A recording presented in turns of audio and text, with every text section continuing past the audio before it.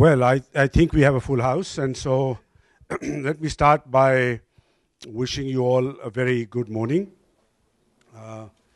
We're indeed sort of delighted to have you here this morning. And so therefore, on behalf of NIIT University, a university that we call NU, on behalf of NIIT University and on my personal behalf, let me extend to you all a very, very warm welcome to what we believe is a very inspiring new initiative, the launch of the Asian Lens. I must also say that I'm really pleased to welcome Professor Jean-Pierre, who is going to moderate this session, and of course our speakers, Mr. Maira, Pallavi Aiyer, and Deepak Nayyar, and we are going to have a recorded comment of Mr. Professor Rajiv Malhotra, who is not able to be with us physically, but did make a recording of a comment just earlier this month. So you will hear his view as well. I'm particularly also pleased to see, to welcome you for another reason, and that is that if you can see in a rather small gathering, this gathering represents very interesting diversity. So we have the young and the somewhat lesser young. We have women and men. We have those who work for the world of profit and those who work for the not-profit world. We have bureaucrats, we have diplomats, people from the media, from parliament. So this is the kind of sort of diversity. And the reason why I say I'm particularly pleased to see this diversity is because in many ways, this initiative of the Asian Lens actually has to do with diversity.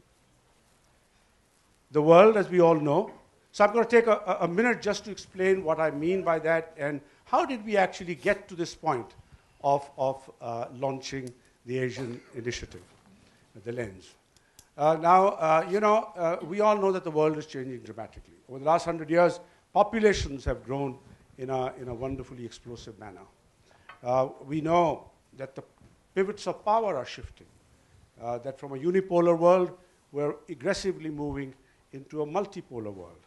The worlds of economy, of geopolitics, of culture are also dramatically changing at a pace that sometimes we think humans are not responding and societies are not responding fast enough. But one thing is for sure, that any which way we look at it, we have to find new ways to address the challenges of the future. So far, and this will resonate with all of us, we've all had this education, so far, much of what we know about ourselves has and can be said has been from the prism of what one may call the northern or the western lens. And as many of you would know, the pivots of that lens, the foundations of that lens, are really the Judeo-Christian tradition, Greek thought, and if one may say, Roman law. That has been the foundational pillars of what one may term as the Western Northern Lens. Now, in numbers, that lens, incidentally, was very powerful in providing insights, some profound knowledge about the world. But today, that world, incidentally, is about 1 billion out of the 7 billion that are on the planet today. 1 billion out of 7. And so without saying that what we got by way of insight out of that lens is not to underscore it, but to say that the world now really needs many, many more lenses if we are to take on the challenges that certainly this new world is going to deliver. That is the essence. And if, therefore, we need these new lenses, we need new understandings. And if we do get superior understandings as a consequence of developing these new lenses, then we believe that we will come up with better solutions and hopefully better outcomes. That really is the essence of the idea. So we began to, incidentally, Rajendra Pawar and myself, we began to engage with this idea for about 2 years now. And we tested it in different forums, global forums, national forums, amongst students, in our university, amongst faculty. And in many forums, we found, rather surprisingly, that the resonance to the idea was immense. Everybody responded to the need to develop new ways to look at global realities. And so the resonance was high.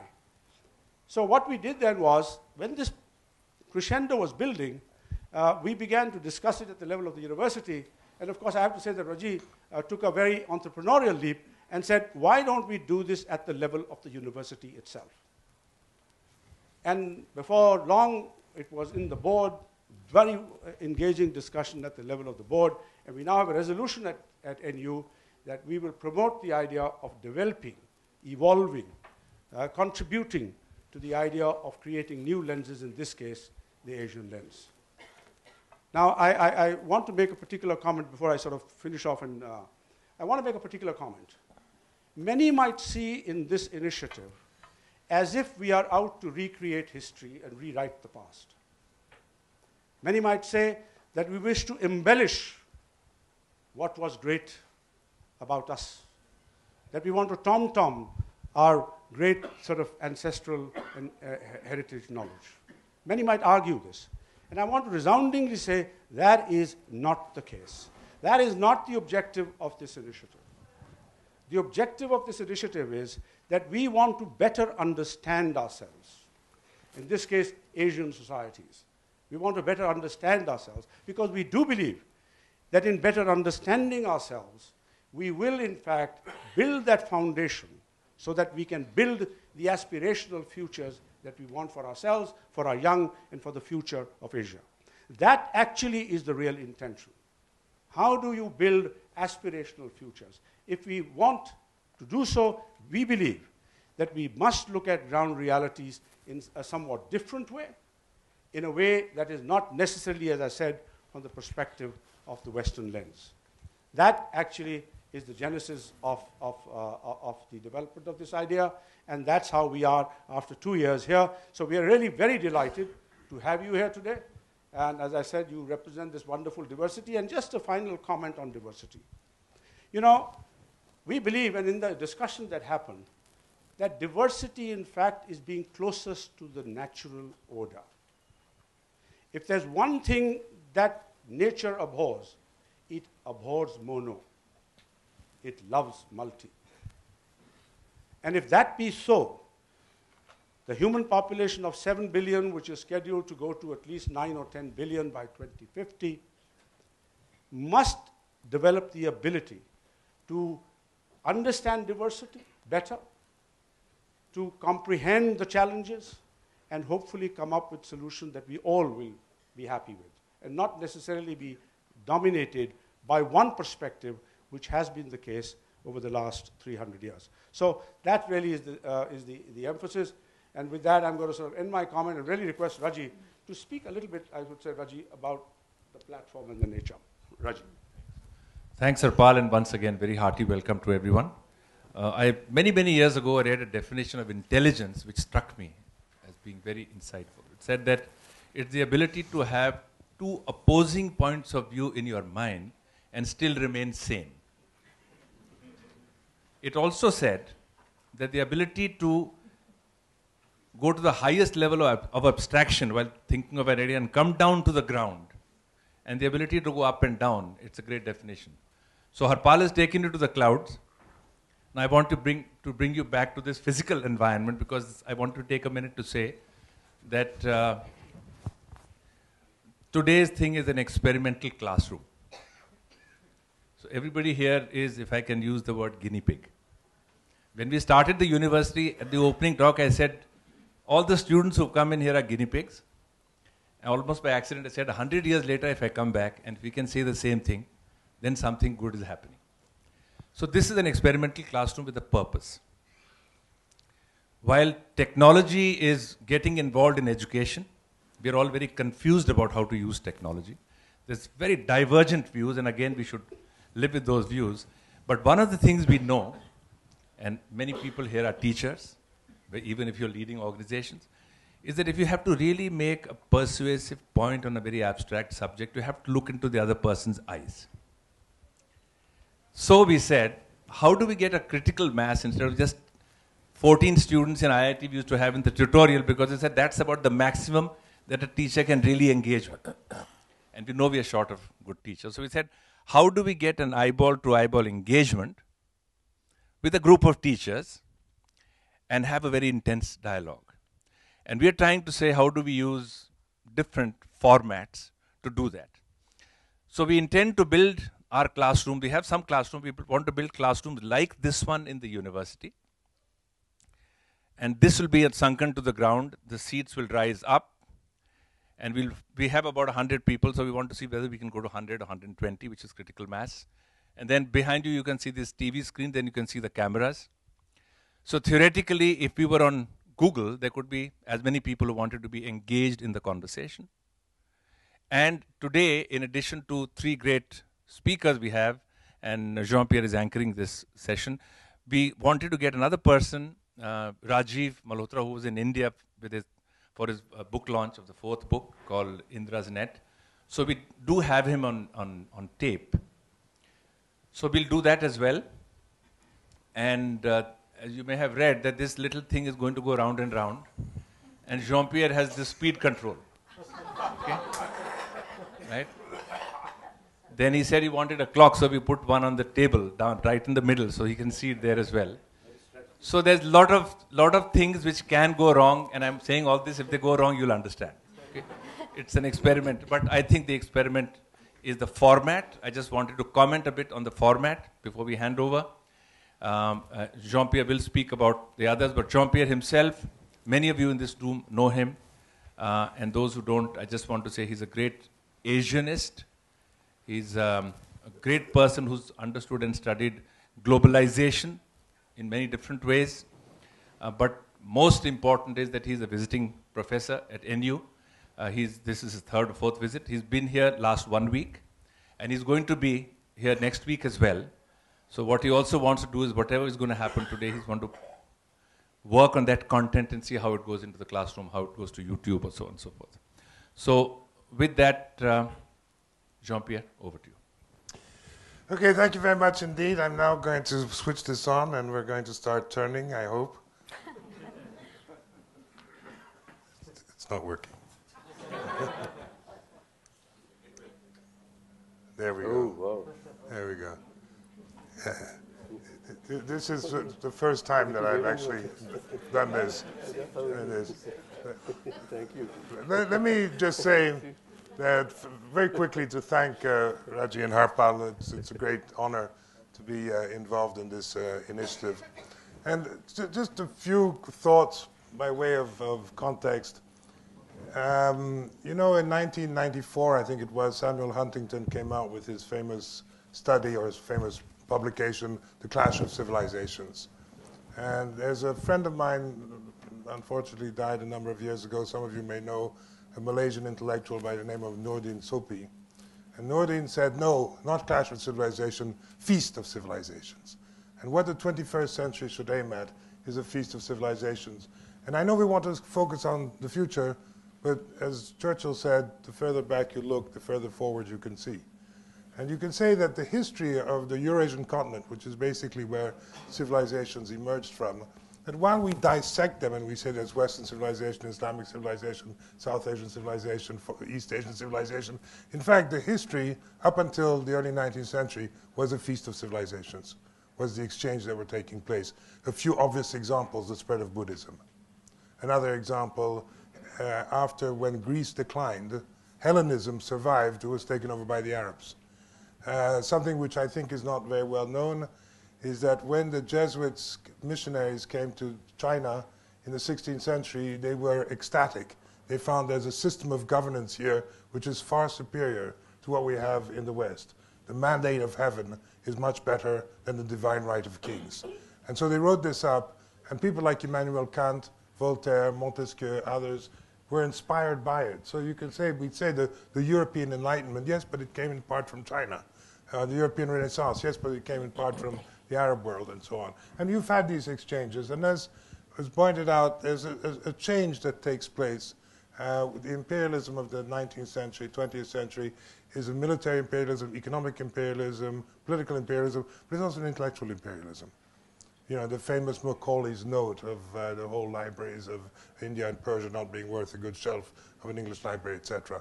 And so that's where the Western prism developed, and it's a little bit sort of off-key in the sense that it doesn't necessarily correspond to reality. I think it's still here to a certain extent. One of the projects we thought we might look into early on, which is relatively easy, quick and dirty, on where are there Asian studies centers of excellence in Asia?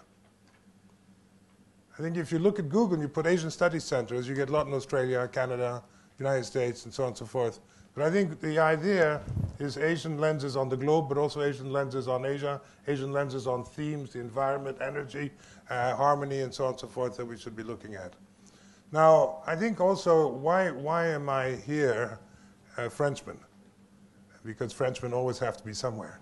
And I've been very fortunate in that most of my life I have been accumulating Asian lenses. I went to Japan the first time when I was 5 years old. I came to India first time when I was 15 years old. China, da-da-da-da-da-da. And I think now, if I think of myself, what's my identity? My identity is, yes, I'm French. But I have this whole bunch of lenses, and which have enriched my life immensely. I consider myself I'm happy, as you can see. And I think this is in great part because I've been able to accumulate these lenses, which have been extremely enriching. So I think that this is the concept also of this feast of civilizations, is in order to enrich the next generations. Franklin, I quoted Churchill, so I'll quote Franklin, and I'll get around in due course to Nehru. But anyway, Roosevelt said, we cannot prepare the future for our children, but we can prepare our children for the future. And I think that this is part of the idea. So this is very much directed at the next generations to try and give a compass in terms of all these various challenges that are going to be occurring in terms of identity, in terms of harmony, in terms of etc. So that's basically the idea as I understood it, the kinds of framework that we're going to be talking about. Today is an exploratory exercise. We're going to invite ideas. We're going to take the ideas away. This is the proverbial first step in a long journey. We're going to be looking at outcomes. We're going to be looking at developing networks, roundtables, publications, research, and so on and so forth, on an incremental and progressive basis. So let me just set the ground rules for today. So I'm going to start shortly asking a question to each of the core members of this panel. First to Deepak Nayyar, and to Pallavi Aiyer, and then to Arun Maira. They will provide their thoughts based on recent publications, exchange. Then we will have the videotape from Rajiv Malhotra. And then the last hour, so that'll take us until about midday, and then the last hour we're going to open up to the floor. So everybody, and we're going to divide this into two parts, what we call the current generation, which is a euphemism, and what we call the next generation. Okay, so the current generation are sort of nearby, and then the next generation are over there, and if you're not sure which one you are, we'll help you. So what we're looking for, this is very, very important, please, is we're looking for comments, ideas, not questions. What do you think? No, that will be banned. I think an issue to pursue is da-da-da-da-da-da. We're also looking for, please, I know that with no argumentative Indians. Keep your argumentativeness outside. So basically, we want a sort of creative construction rather than creative destruction to take place. We'd like the interventions to be relatively short. And one thing which I would suggest when you make your comments is start with your conclusion. Start with the conclusion as a sort of bullet point. And then you can go into the rationale. That allows me to cut you off. We say we know what you're getting at, what we want to. Is that okay? Okay, so then without further ado, I'm going to turn to Deepak. And Deepak's recent publication is called Catch Up, where basically he argues that the period 1820 to 1950, or 1970, anyway, I'll let you go into the details, is an aberration. And that, if I'm reading you correctly, that in a way the world was multipolar. We're going back into sort of multipolar economy. But clearly, I think one of the reasons that we can say an Asian lens is that the narrative of the 21st century will be written in Asia. I think this is indisputable. What the narrative is going to be, that we don't know. But just as you could say that the 19th century was the European century, 20th century American century, the 21st century is going to be the Asian century, not in the sense necessarily of superpowers or whatever, but this is where it's going to happen. So in that sense, I think, Deepak, your book is a sort of guide in terms of looking at sort of catching up and how the evolution is taking place. And I wonder if you could make some remarks and promote your book.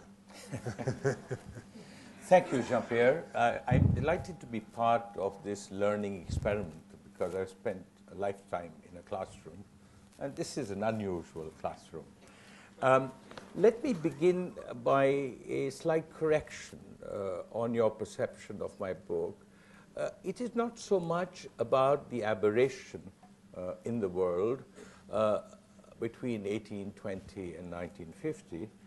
It is much more a kind of economic history of the world economy coming from an economist who's a wannabe historian,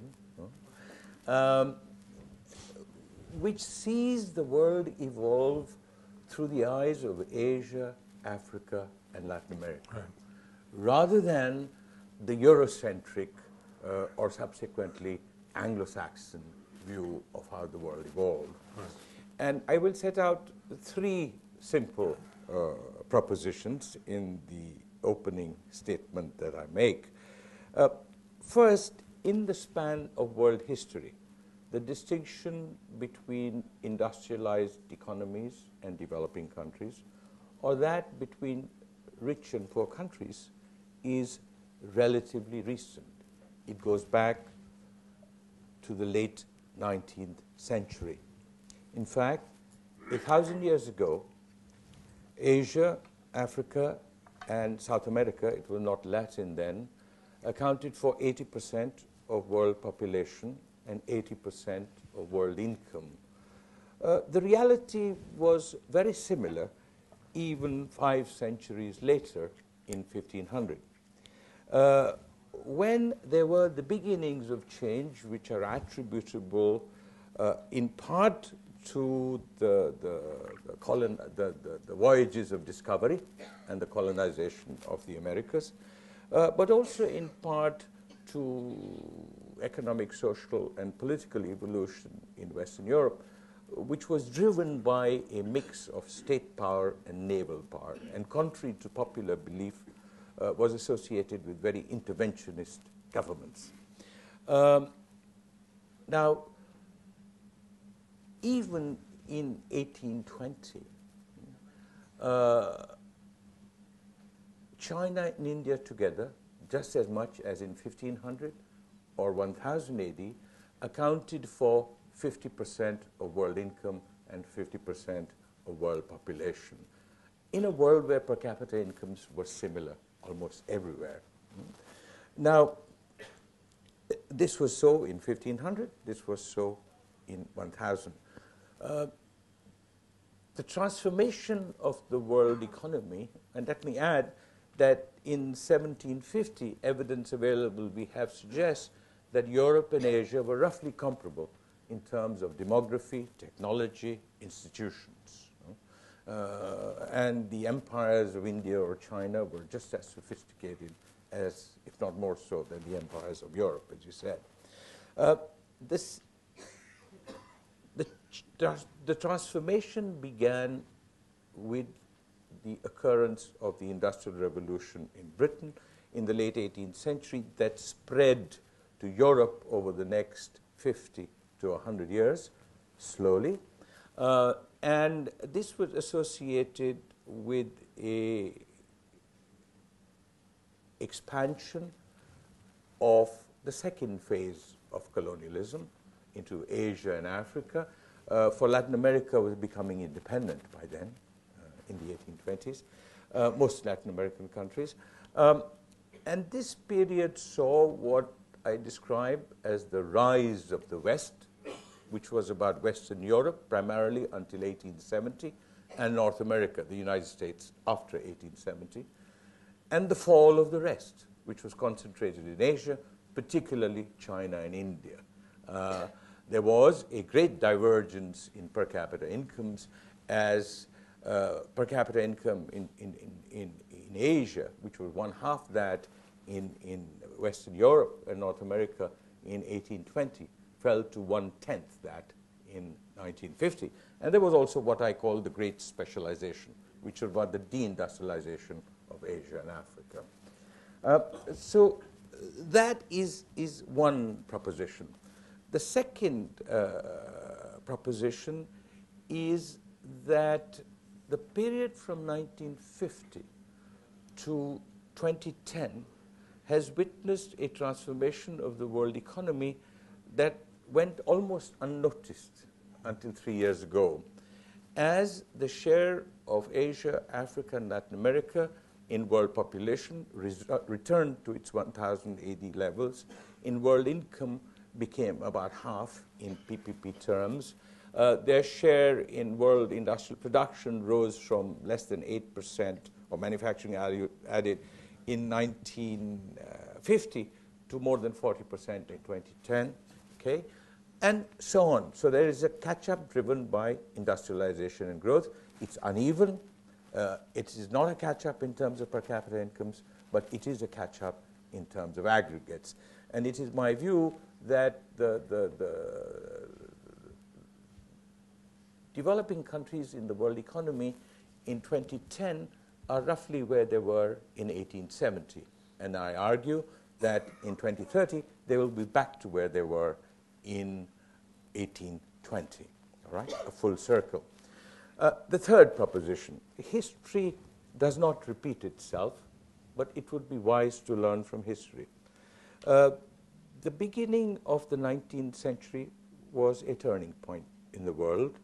It was about the decline and fall of Asia and the rise of Europe, in particular Britain, to dominance in the world. The early 20th century was another turning point, which was about the beginning of the decline of Britain in terms of dominance in the world, and the beginning of the rise of the United States to dominance in the world, although this took half a century to pan out. The early 21st century, and this returns to where you started, is in my view the beginning of the next third turning point in this 200-year period, which is about the beginning of the decline of the United States in terms of dominance in the world, and the beginning of the rise of Asia, but not only Asia, parts of Africa and Latin America. So that just as I see that these three continents would be back in the world where they were in 1820, I believe that by 2050, we are going to see a much more multipolar world than we have been accustomed to from the Eurocentric view of the world. So the United States will remain a major player, but there will be many others: China, India, Indonesia, Iran, Brazil, Mexico, South Africa, Nigeria. It's going to be a much more multipolar world. Now, whether this world will be realized will depend, I argue, in large part on what countries in Asia, Africa, and Latin America do unto themselves. Their real threat or risk lies within. This process of catch-up driven by industrialization and growth, uneven though it is, divergent though it is between countries and people, will be sustained if and only if this process of growth, economic growth, moves in tandem with social progress and human development. So it includes the population of their societies rather than excludes large segments of the population. Let me stop here. Okay, thank you very much indeed. Brilliant setting the parameters of these transformations that are going to taking place, that these people here are going to be witnessing and remembering what we said. And one of the big questions, of course, is whether we're going to be witnessing a feast of civilizations or clash of civilizations. And I think the point that you're making is that's dependent a bit on relations between the civilizations, but also what's taking place within the societies. I think that these two features are very important. So now I'm going to turn to Pallavi. And Pallavi is a fairly exceptional person. In many ways, we're all exceptional people. But Pallavi, I first met after she'd published a book on China called Smoke and Mirrors. And it's a remarkable book for a whole variety of different reasons. She lived in China. She learned Chinese. She had a lot of experiences. And the book combines analysis, autobiography, and anecdote. It's very rich. And it's a different perspective. You know, most books that we read on China are written either by Chinese, which is fair enough, or by Westerners. A young Indian woman writing a book on China is not extremely, is fairly rare. So that was one perspective. Then she moved to Europe, and she's come out with a book on Europe, which is excellent, which has got a funny title. It's called Punjabi Parmesan, but you can ask her about that afterwards. And Amitav Ghosh, in writing a very favorable review of the book, says Pallavi provides an Asian lens on Europe. She now lives in Indonesia, so maybe you're sort of a role model, and you can tell us a little bit about whether these Asian perspectives on Asia and on Europe. Thank you, Jean-Pierre, for those very kind words. You know, I came in early this morning. I flew in from Jakarta, Indonesia, where I now live. And a few hours before I was due to fly, I got a very bad stomach infection. And I ended up in a very sort of close embrace with a toilet bowl for several hours and was very worried about coming here, especially because I realized I was going to be sitting on a revolving stage. And I thought that the last thing I need is motion sickness on top of this. But I have to say it's going quite gently and you know, working out quite well so far. So this is a great initiative with a very interesting and unique format, and I'm very pleased to be here.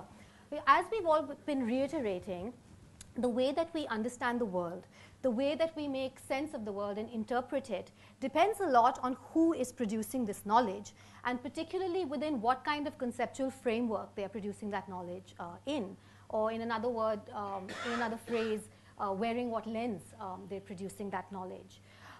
Asians of my generation, the generation after me, the generation before me, I don't think there's an exception to this generationally, is that we've understood each other, we've understood much of the world through a Western lens. Asian countries have been able to talk about themselves within borders, but the power, the privilege to talk across borders has very much been a Western one. So for example, Indian newspapers talk about India. Indian writers for a very long time have supposed to be writing about India. If you're a novelist, you write about marriage, you write about myths, you write about the immigrant experience possibly, but that's what you write about. Similarly, Chinese newspapers are full of news about China, but when it comes to, say, talking about India, they will often go via the West. We've got an entire profession out there, that of the foreign correspondent, which in practice has meant the Western foreign correspondent. And I found this out early on in my career when I moved to China in 2002. This was a time when we were very high on rhetoric about how the population of India and the population of China combined is 1/3 of the population of the world. And I arrived there at a time when there's a kind of effervescence in the political relationship. Things are moving up. There's more people-to-people contact. There's more business. There's more trade than ever before. But in terms of who's producing knowledge about China, there was one foreign correspondent from India based in Beijing covering the entire region for the entire Indian population. This person belonged to a government agency, didn't speak a word of Chinese, sat in his apartment all day long and essentially forwarded Xinhua news articles, and sort of cancelled out Xinhua and put the Indian government agency name over there. It was really quite shocking to me that this was the sum total of the news production that was going on. Things changed over a while. I began reporting from 2003, and I became the only Chinese-speaking Indian foreign correspondent, and the second one, since we had the other gentleman there. And then gradually, by the time I left in 2009, we had 3 others. So we kind of quadrupled or quintupled our numbers, but this was still only 5 people. And just to put it in perspective, there were, just before the Olympic Games in China in 2008, there was 350 registered foreign correspondents in Beijing, of which you had 5 Indians and you had over 120 Americans. So, you know, this was really something that was quite astonishing. And this was something that became the norm. I then moved from China to Brussels.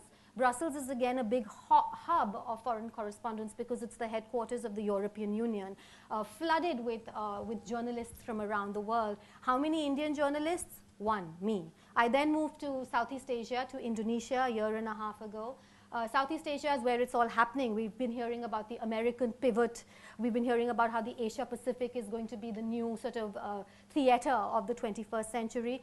How many Indian foreign correspondents? 1, me. So it has been a kind of lonely job for me over the last, you know, my entire career virtually.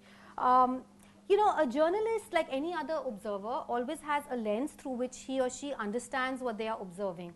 I think journalists often don't like to be told this because we are trained to be objective. And when we talk about lenses, it kind of brings about this idea of subjectivity, which is inherent in all writing. But the fact is that this lens is something that's internal. It's something that's innate. It cannot be taken off like a pair of glasses. But you can be more or less self-reflexive about it. But even the most sensitive of observers has certain norms, has certain innate standards against which they are assessing what they are seeing. And this is the lens that we are talking about. I'll give you some examples about how, say, an Indian lens and that of a Westerners would be different when seeing certain things in China.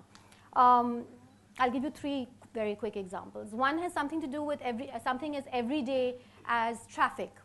Most of my foreign correspondent friends, unsurprisingly, were Westerners because these were the only kind of foreign correspondent in Beijing.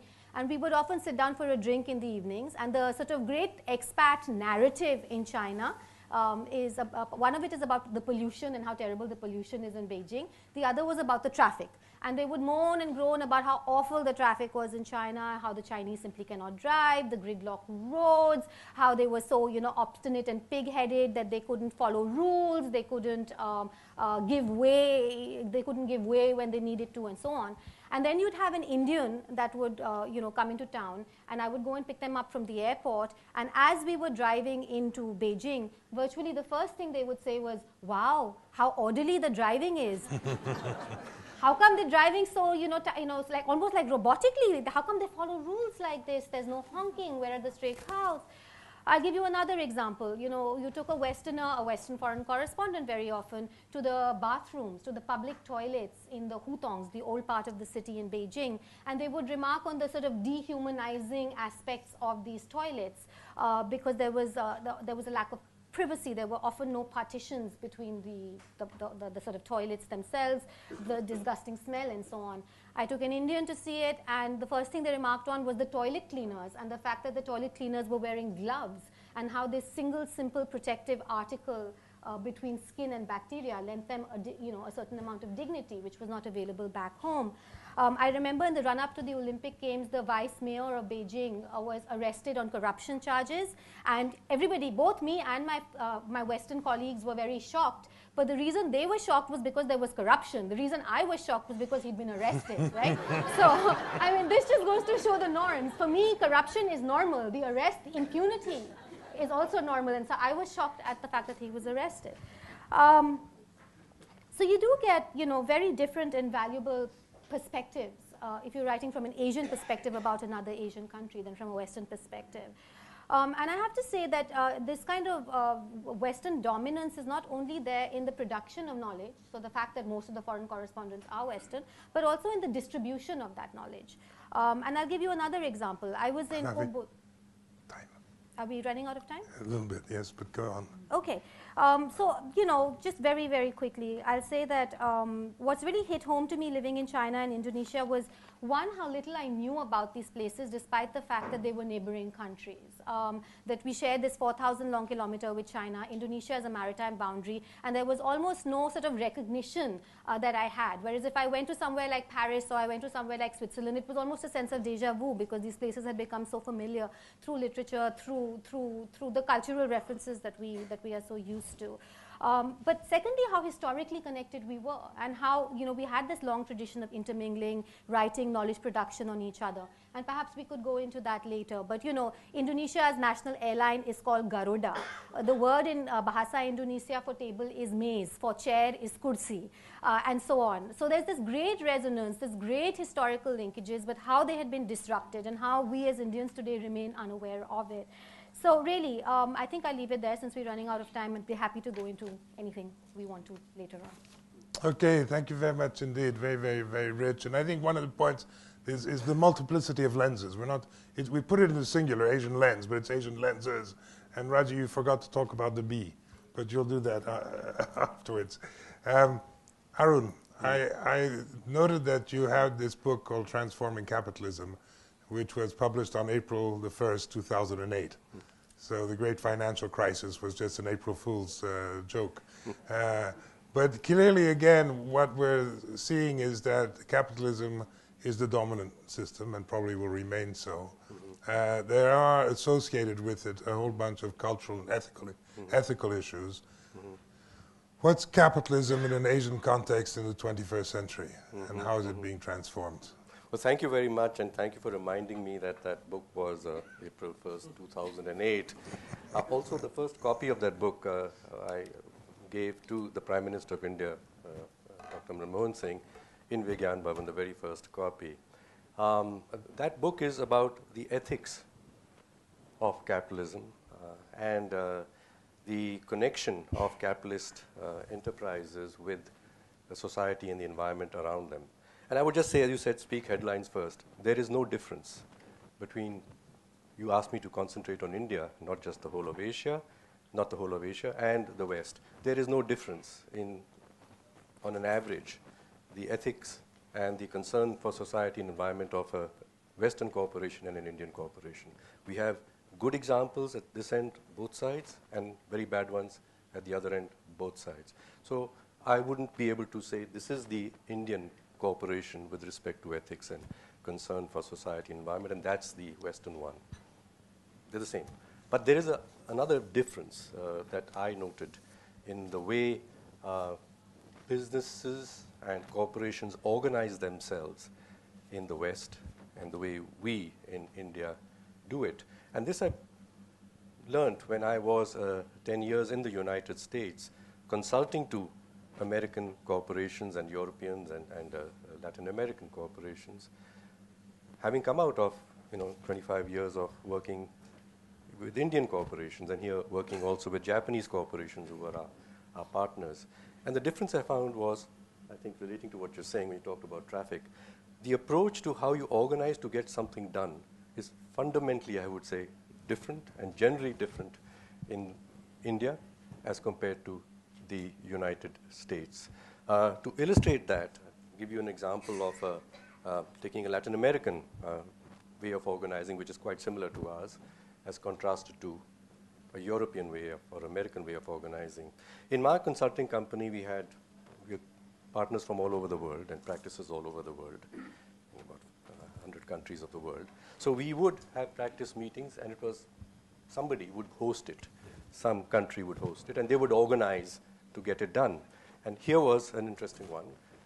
When the Germans were asked to organize one of our practice meetings, and it was 4 or 5 months away, and they had it all laid down, time-wise and stuff, including time for making impromptu remarks.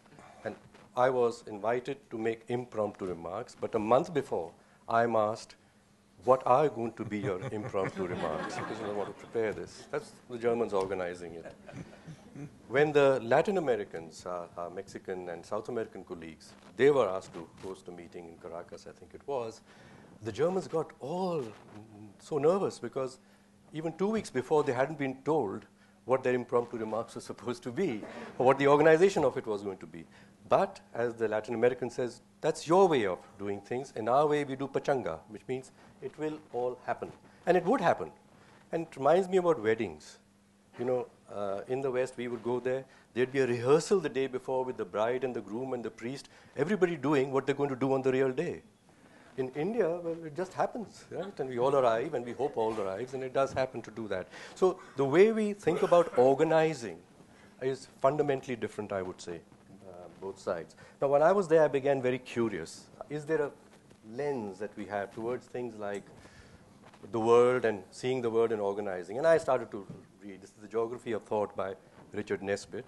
This is a very old book, but I picked it up then. It was produced in the 90s. And, of course, talking mostly, their tests were with respect to Far Eastern Asians, Korean, Japanese, and Chinese, vis-a-vis North Americans. And that's the extremes, if you might say, between the Asian and the Western perspective. But in that, there was a reference to Joan Miller, the developmental psychologist, who compared Hindu East Indians and Americans. And she said she asked a middle-aged, middle-class participants to describe behavior of an acquaintance that they considered a wrong thing to have done. And what she points out here, that in the West, it's all attributed to the person, whereas here it's the circumstances. People will talk about the circumstances, reflect on the circumstances. And this person goes on to say that, of course, the Far Eastern Asians, and maybe the Indians aren't entirely like that, think of context a lot. Whereas the West, the Americans particularly, think of the component, the individual, as the locus for what you must see. And this, I think, is different, broadly speaking. Now, is it different in India or not?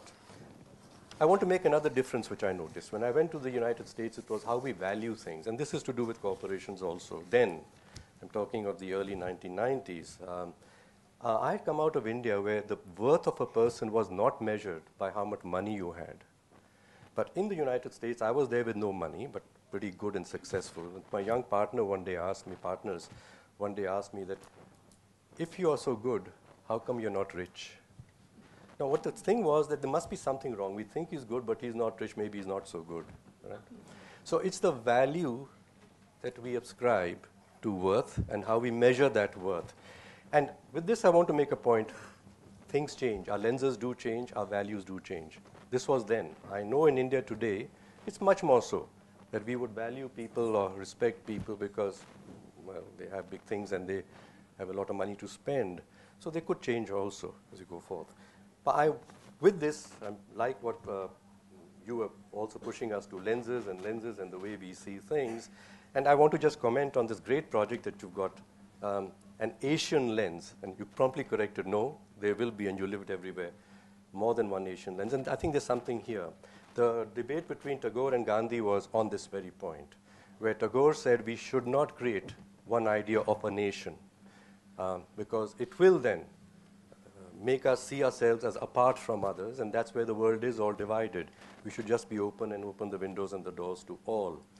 But Gandhi said that for people to get some pride, they would have to say, well, what's special about us? So we are at this moment, I think, in Asia, we want to be recognized and trying to search for, and we may go back in history or where we are now and say, well, this is what's different about us to you, and of course, it's supposed to be better than what you have. So let's keep it open to diversity, as Harpal said. Now, how will we do this if we are exploring for the specials that we are as we go forth? And I would say the differences in your opening remarks, that one way is that you must accept our way because we are better than you. The other is the attitude that we accept all ways, which was supposed to be India. Come, we accept all ways. And we are not wishing to impose our way on you. And please don't impose your way on us. So could we just reframe our exploration a little more oriented towards what skills do we need to accept other ways, rather than trying to find out what is special about our own way. Things will change, like I said, they will change. And unless there's change, you can't measure progress, you can't measure development. And I hope that the change that we will make in India for our own sake is one which is tolerant of diversity. And I think this I was told when I was consulting there into organizational behavior and change management, And I was supposed to be, which I'm not, I discover anymore, a very calm guy who listened and, took people as they were.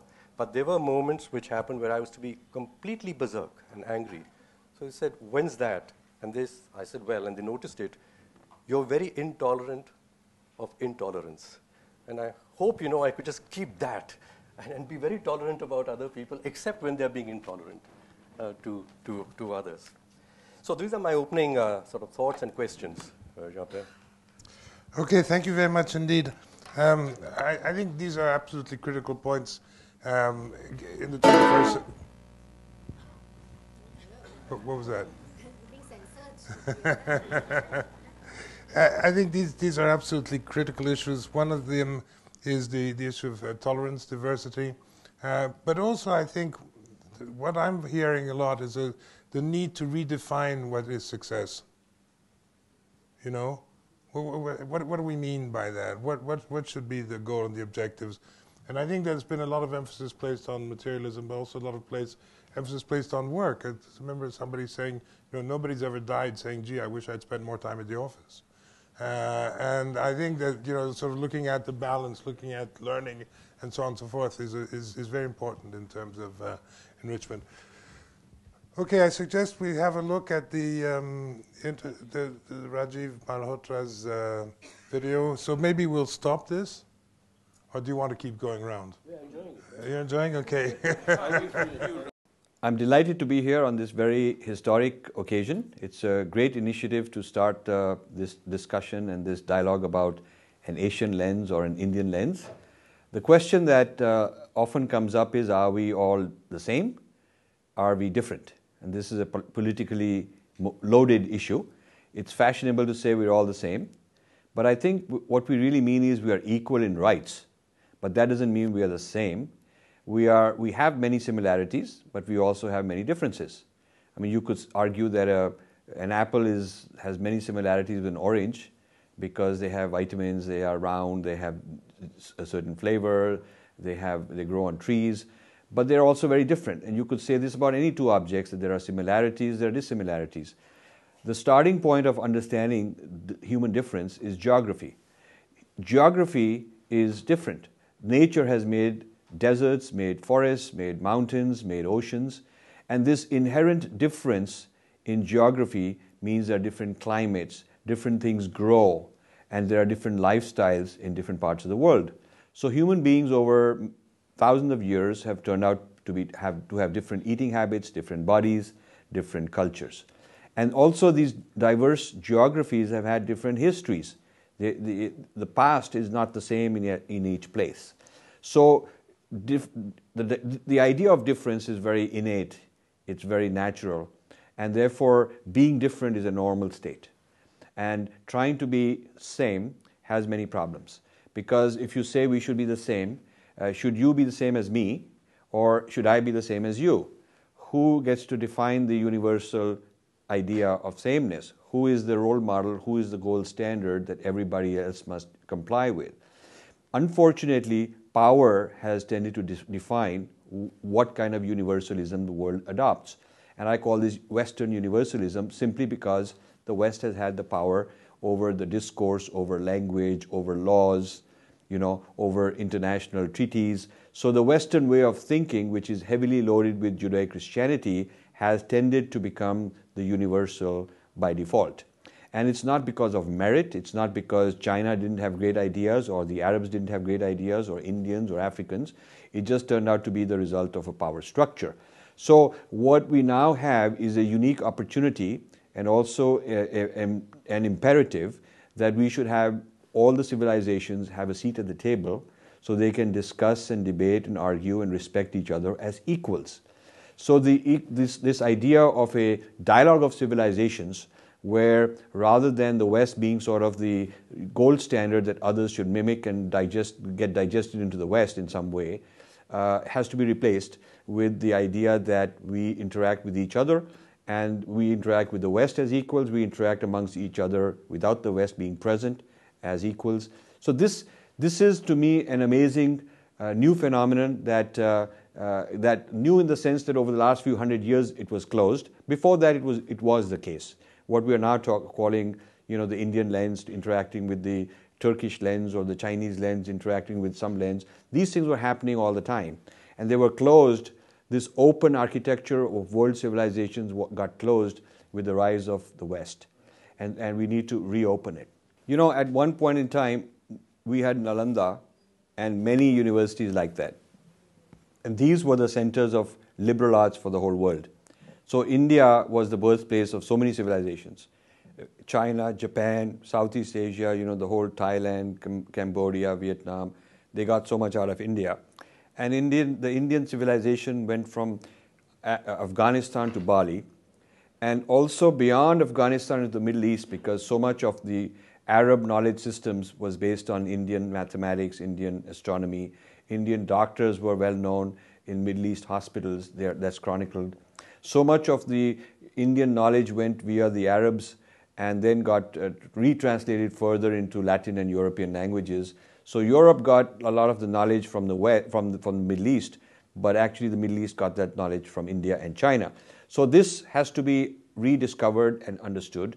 We need to understand the story of who we are, be it the physical evidence, archaeological evidence of Dwarka and Indus, Saraswati, Harappan civilization, be it the story of yoga and the whole texts of various spiritual traditions, be it the inner sciences, which are now very much in vogue in the form of cognitive science and neurosciences. A lot of Buddhism is being used to reformulate and make breakthroughs in Western neurosciences and cognitive sciences. So we need to rediscover all that so that it's not selectively plucked out of context and utilized in a certain way and reformulated, but the original ideas are there and the rest of the ecosystem, because each of these ideas, each of these terms, each of these traditions is by itself a huge ecosystem, and you do harm when you take it out of context, when you remove the soil and you try to plant it on some other soil and forget the original context and ecosystem that was part of it. So this is all the kind of stuff I'm hoping this wonderful university program will get to do, kind of a revival of what Nalanda used to be. And Nalanda was one of 20 vihars in Bihar alone. Bihar comes from vihar, and vihar is institution of learning. And places like Nalanda were like today's Harvard or MIT or Princeton. And this is where people came from all over Asia to, the cream of their students would be sent to learn all this stuff and bring it back. There was never an Indian army that went out to China or Japan or other places to impose it on them. Never an attempt to put governors and collect taxes from them or to convert them to an Indian religion or to change their language or sense of identity. They did adopt Buddhism, but they adopted it because they wanted it. It's some kind of a knowledge transfer that they wanted. The receiving side, the recipient in this exchange wanted to pull this knowledge in. It's not the exporter who wanted to push it on them and force it on them or try to evangelize or convert them. So this is itself a huge story of India's role as the mother of Asian civilizations and the peaceful nature of this. And this transfer of Buddhism was not just a kind of spiritual tradition.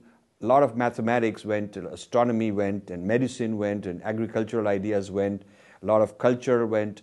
These martial arts went as part of this. So the trade of civilizations exchanging with each other is an old story, and this has to be revived and put into our consciousness so that the next generation knows who we are, that we've had a lot of positive contributions to make in the world. And so when we are sitting in competition with other people, we should not think that they are the ones who will teach us because they've always are the ones who've been teaching us in the past. They should know that our forefathers were very creative, very innovative, and we can be like that. We can compete in the world on par with any other civilization. They'll also learn to cooperate. They'll also learn to respect others. They'll also learn that it's a two-way street and everybody has their advantages, and so we ought to learn in harmony from one another. One of the things that I would like to put out on the table for consideration is that it's very important to face the controversies that are bound to come up with a program like this. Anything to do with identity has an influence on modern politics, and what you're going to say about my past has a lot to do with whether I like it or not, and who are my ancestors, friends and foes, all that comes out. And so this, in this very dynamic, political, vibrant system that we have in India, there is a tendency for political forces to co-opt the study of history and the study of civilizations. It would be very important to resist that and to keep the intellectual discourse intellectual, let the academic scholars and the different kinds of scholars do their job, and not let political interference come in of any side. Because right now one of the problems we have is that a lot of the discourse in India about India itself and about other places has been controlled by forces, political forces, of what's politically correct and what we ought to do to help one community or another community. That means that the real truth doesn't come out, and it's sort of politically nuanced. So I would hope that the keepers of this project are able to resist that, and in fact, rather than closing certain kinds of discourses or voices on the grounds of political correctness, they can say, let's open it up. And if somebody has a point of view that the rest don't like, well, they can rebuttal it. But in the spirit of free thinking, there should be a minimum censorship and a maximum free market of ideas. So I wish you well. I think it's a fantastic program. I'm delighted to be invited to be a part of this, and look forward to the journey together. Thank you. Okay, thank you very much indeed. We'll convey our thanks to Rajiv Malhotra, and we're now going to open up for discussion. I think a point that's constantly being stressed is this is exploratory, it's inclusive. I think this is a very critical point that comes out. I mean, we don't want to draw the distinctions. Asian and Western lenses sometimes overlap. I don't think Zubin Mehta feels less Indian because he's conducting Western music. So, these multiple identities come into it. But I think the idea is really to enrich the global space, global intellectual space, and also to queries all sorts of questions in terms of Asia's role in the 21st century. So I'm going to call on a few people. We're going to do it by generation, as I suggested. So we'll start with the current generation, then move on to the younger generation. I know some people are under pressure to leave. And I would like to ask, again, those I call upon to be brief, a minute to a minute and a half, 90 seconds max, and make a point so that we can let as many people speak as possible, and we'll try and distill this. I'm going to ask you, Sanjay, because I know you're under pressure, so perhaps you could start with your thoughts. Can we get a mic to...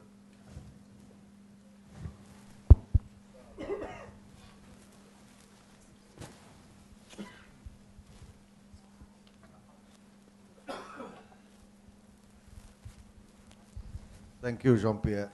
First of all, thanks to all our panelists for very stimulating and brilliant comments, and to Harpal and Rajendra for this initiative. I'll just make one headline point, which is to emphasize the distinction between lens and perspective. And I think it comes through a lot of what has already been said, that we are not looking for one way of looking at the world. We are looking for an Asian perspective, which can be seen from different ways. That's the first headline point I would make. Second, I would question the idea of Asian, because particularly coming from India, I believe, Harpal spoke about diversity. One of the strengths of the Indian civilization is diversity. But that is not necessarily the strength of all civilizations. In fact, there are other civilizations which emphasize on unity as a principle. Certainly within Asia, I mean, the Chinese have a much greater emphasis on one way of looking at things. I think the strength of the Indian civilization culturally, historically, and others have an influence. I mean, even Islam, which came from the West to India, was Indianized with the multiplicity of traditions being absorbed into Islam, and certainly Hinduism is one of the most diverse religions in the world. So diversity is a very uniquely Indian perspective. I'm not very convinced that it is an Asian perspective.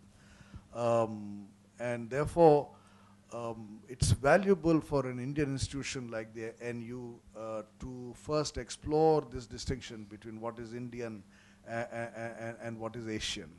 And not fall into the trap of Orientalism, because my worry always, I wrote a review of Pankaj Mishra's book, saying that there's always a danger of this anti-Western sentiment or the attempt to question Western presumptions to fall into that same Western trap of Orientalism, of us and them, of East and West, of binaries.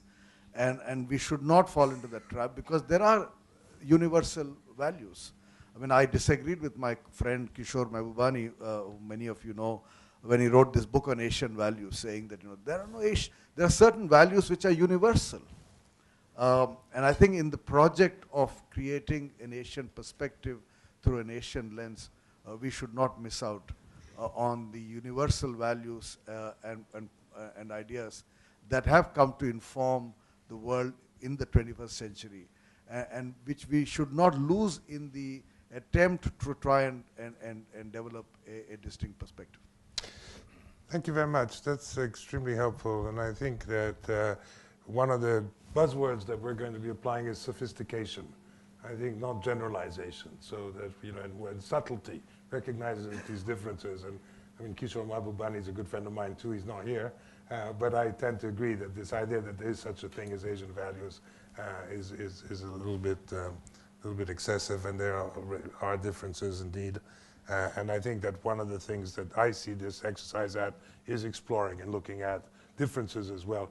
And I'm going to call on Ambassador Aftab Seth. Because you were ambassador in Japan. I was. And if I just say quickly before you start, I did my DPhil at Oxford at St. Anthony's College, and there was an Asian Studies Center. And we used to say there were Indians there. Montag was one of the persons who was there. There was Japanese. And we say, if you go into a seminar room and there are 15 Japanese, there'll be 15 Japanese and one opinion. You go into a seminar room and there are 15 Indians, there will be 15 Indians and 822 opinions and counting. So I think this is again where we have to be very careful about the generalizations. Ambassador. Thank you. I share Oxford with you and with Deepak too. But what I want to make is 3 points. One, Deepak talked about Angus Madison and his view of economic history. Just to mention that China and India, of course, are mentioned there, but Edo, which is present-day Tokyo, was the largest city in the world at the time of the Tokugawa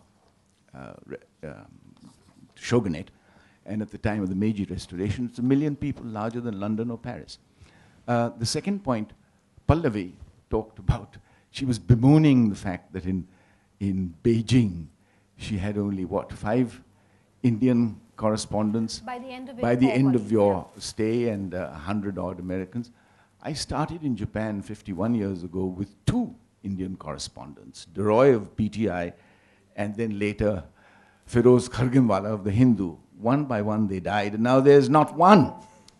So we get our views on Japan, the 3rd largest economy in the world, through people who are not Indian, and possibly not Asian, except they might be Chinese. But broadly, I just want to say 3 things.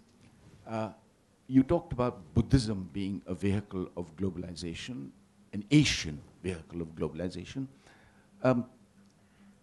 And someone, Sanjay, I think, mentioned that Islam came from the West. Islam is an Asian religion. To India, west of India, yes. Muhammad, peace be upon him, spoke in Arabic. But you were talking about Judeo-Christian.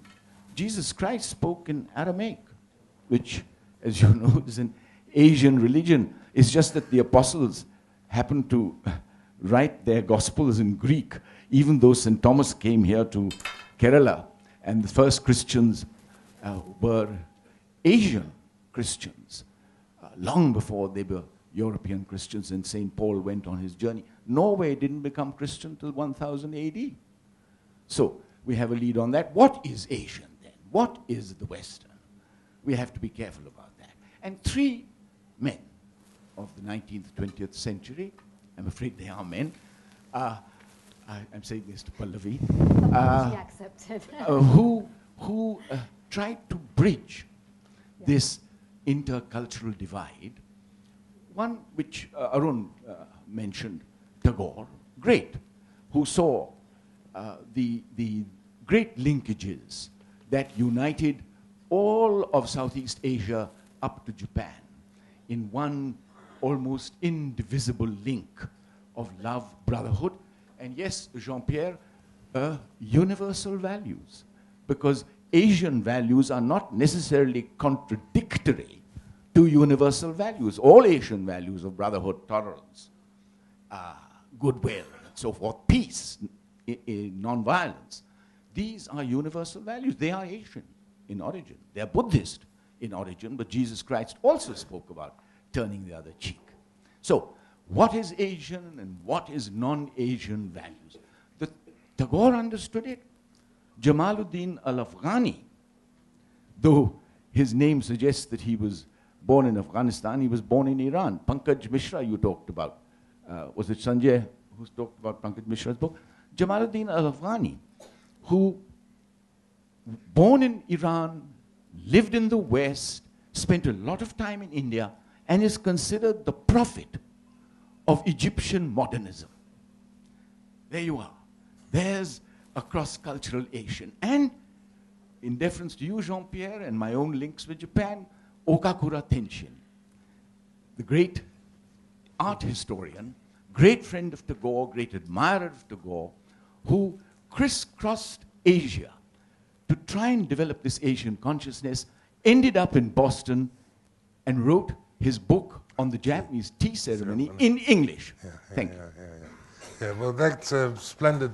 Thank you very much. Illustration of the Feast of Civilizations. And I think, again, the comment that you make, very interesting, that if you say to the person, Muhammad was an Arab or an Asian and Jesus was a European, you know, this would resonate, whereas in fact it's not this reality.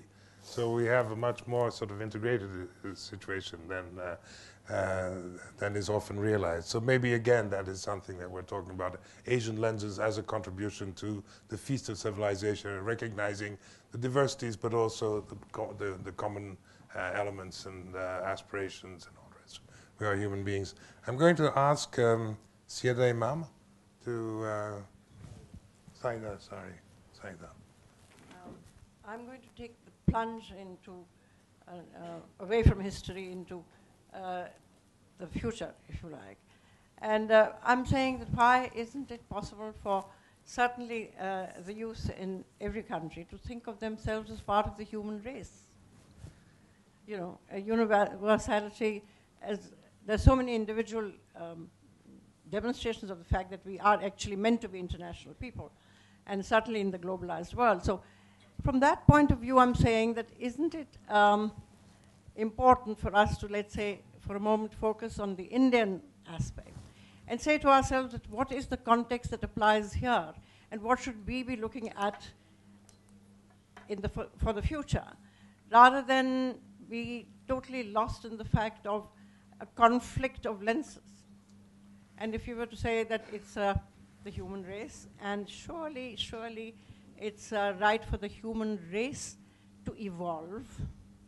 And in order to evolve, it should get out of a conflict. And in order to evolve, it should look, in fact, for the individual talent to actually realize that to sustain individual talent and to develop and excel at individual talent, it requires to keep common good in mind. And I think that sort of sums up our own concern for our own young. And I want to put that on the table, as I said, jumping a little bit from history into the future, to say that I think we need to realize that the sustenance of the individual talent, the development of it, in order to provide all our young at all levels of it, a sort of way to move forward and excel is something that we ought to concentrate on. And while we are encouraging them to avail of it at the individual level, to keep in mind the common good, which I think is sailing out of all lenses across the world. It has, over the last decade or so, sailed out of people's perspectives to think of the common good. And that's where capitalism becomes a villain, and everybody else who's looking for individual good becomes a villain. That's all I have to say. Thank you very much. That's very, very helpful, constructive. In the conversations that I've been having over the course of the last week with the students at NU, there's been a lot of discussions about, for example, superpower. Should India aim to be a superpower? And then there's gone into, well, what does one mean by a superpower? Does a superpower mean military? Does it mean strong economics? What about soft superpower? And I think that recognizing the universality of mankind, etc., there are certain things that certain cultures can offer. I mean, India is in some respects already a bit of a superpower on the soft front in areas like meditation, like the sort of spiritual elements. I think more and more Westerners now come to India in search of some kind of sense of serenity and so on.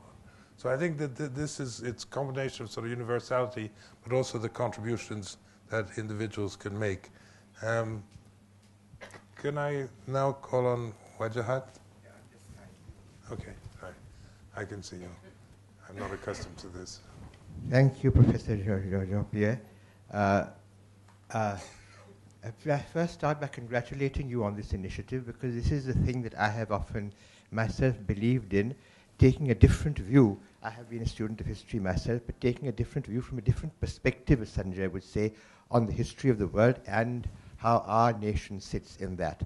But I would also like to emphasize on this occasion the great lessons that can be learned from India. Of course, Mr. Malhotra spoke about it, but what I think in the modern world is the great lesson that India teaches is I think that it is the only nation in the world which calls itself a nation, which is growing stronger and stronger as a nation, despite all our weaknesses and fault lines, has become much stronger as a nation much more diverse in every respect, in terms of language, sex, religion, all kinds of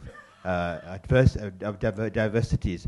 And therefore, I think that the answer really lies, the objective really lies in what you would say the feast of civilizations, and in thereby celebrating our diversity, not considering that our diversity is something that is a fault or is a weakness, but that is a cause for celebration. And here I would disagree with Arun. I would not think that it's a question of tolerating diversity. It's a question of celebrating it, because that, I think, is the richness of India. The richness of India is its diversity.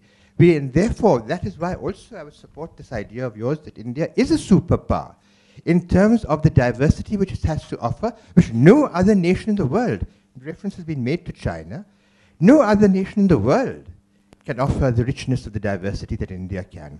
Also then, it is important to look at the world from an Asian lens, a wider Asian lens, from the Eastern point of view, and therefore the use of Judeo-Christian, I would agree with Aftab, Judeo-Christian, maybe called the basis of Western civilization, but it's better to refer to it as a Western civilization. It's also correct.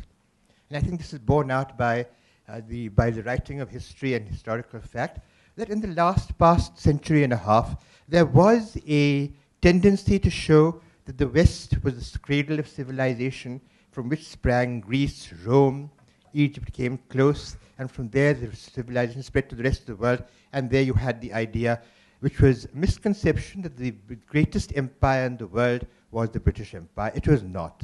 Much larger than the British Empire was the Mongol Empire, and very little is talked about it. But it's not only a question of talking about great empires in terms of the Mongol Empire, which spread from China all the way to Vienna and Egypt, including the whole of the Arab world, and up to Moscow in the north.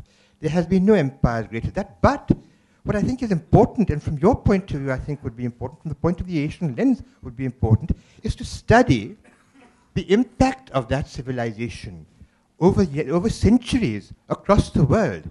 Impact in terms of politics, in terms of martial arts, in terms of agriculture, in terms of international trade, because that was the source of the Silk Route. And I don't know how many people here know it. The last remnant of the dynasty of Genghis Khan was here in India, Bahadur Shah Zafar. That was the last remnant of that dynasty, direct descendants. So, I mean, these are things that possibly could be thought of in looking at our history, looking at it from an Eastern point of view, from Eastern eyes at the West, and of course, promoting the idea, which you mentioned, of universality. But universality, as Deepak says, the future world is going to be a multipolar world. And therefore, India has a lot of lessons to teach, both in our successes, also in our failures. We have had failures. We have recently had riots in Muzaffarnagar. We have had failures. We have had 1984. There have been challenges, there have been failures, but in the end, and today, India has only grown stronger. How has that been possible? Despite these weaknesses, despite those failures, I think that could give a source of knowledge and experience for your reference. Thank you. Thank you very much indeed. I think that Arun was not saying we should just tolerate diversity, we should celebrate it. I was saying actually that unless you tolerate the difference and accept the difference of the other, you cannot live with diversity. Right. It's not the quality of diversity, it's the process that's required to live in diversity and celebrate it here. Okay, thank you very much. I've got a couple of people more I want to call on. I see there's some hands coming up. Poonan? Probably thought I'm a wannabe Asian and asked me to speak. But I'm privileged to be here, and thank you very much, Harpal and Rajiv, for it is on. So I'm privileged to be here. I do believe that the global discourse, understanding, as well as Asian lens and discourse is incomplete without an Asian lens. And let me say why I say that. I give you two examples and one field that I choose from, which is the demographic field, the population field.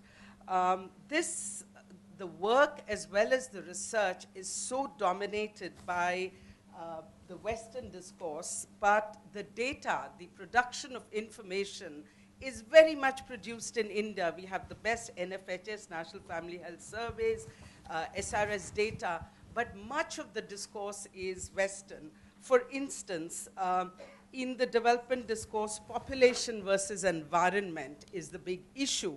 Where is the issue of consumption? And the fact that very little is consumed in much of Asia, and consumption patterns of the West have greatly influenced where our environment is today. I also, a few other related issues. In the International Conference for Population and Development, the Western discourse took away the whole issue of family planning, population stabilization, to sexual and reproductive rights, which are very important for women of Asia.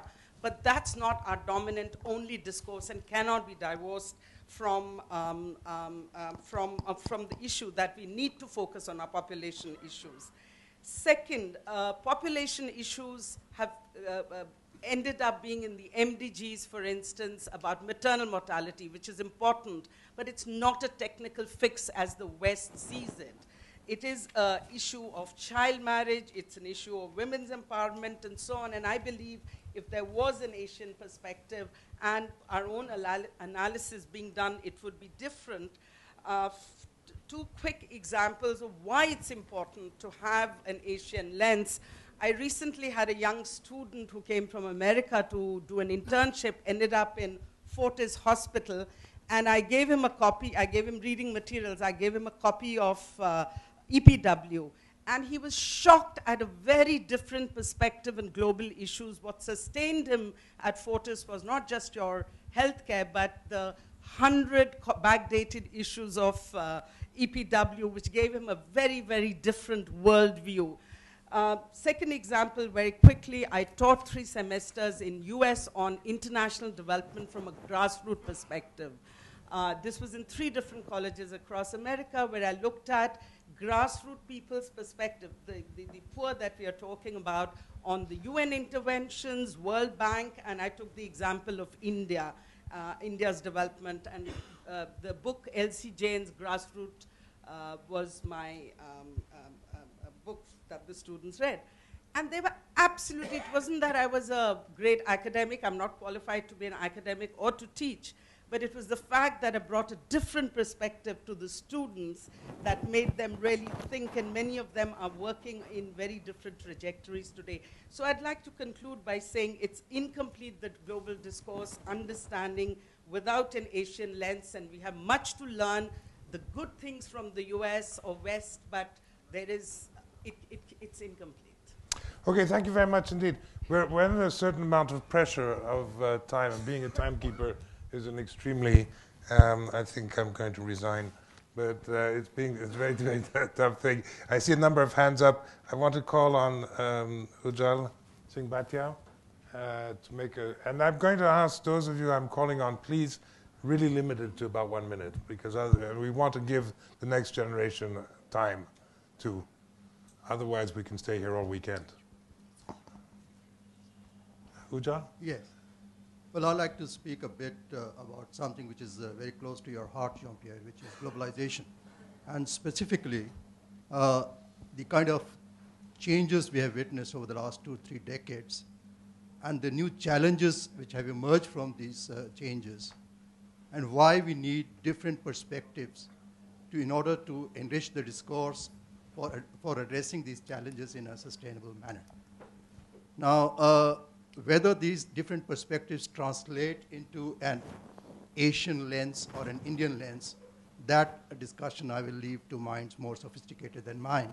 But this much I certainly believe we need new perspectives. And let me give you a bullet point, three areas where I think we need these perspectives very urgently.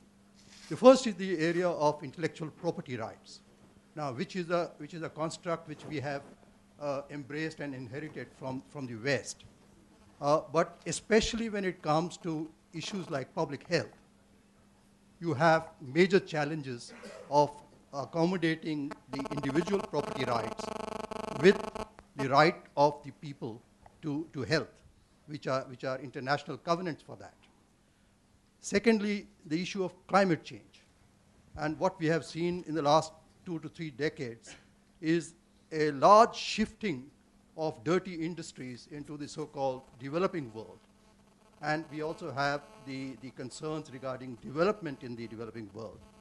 But at the same time, when we talk about international negotiations on climate change, we are told about reciprocity and equal commitments by developing and developed world.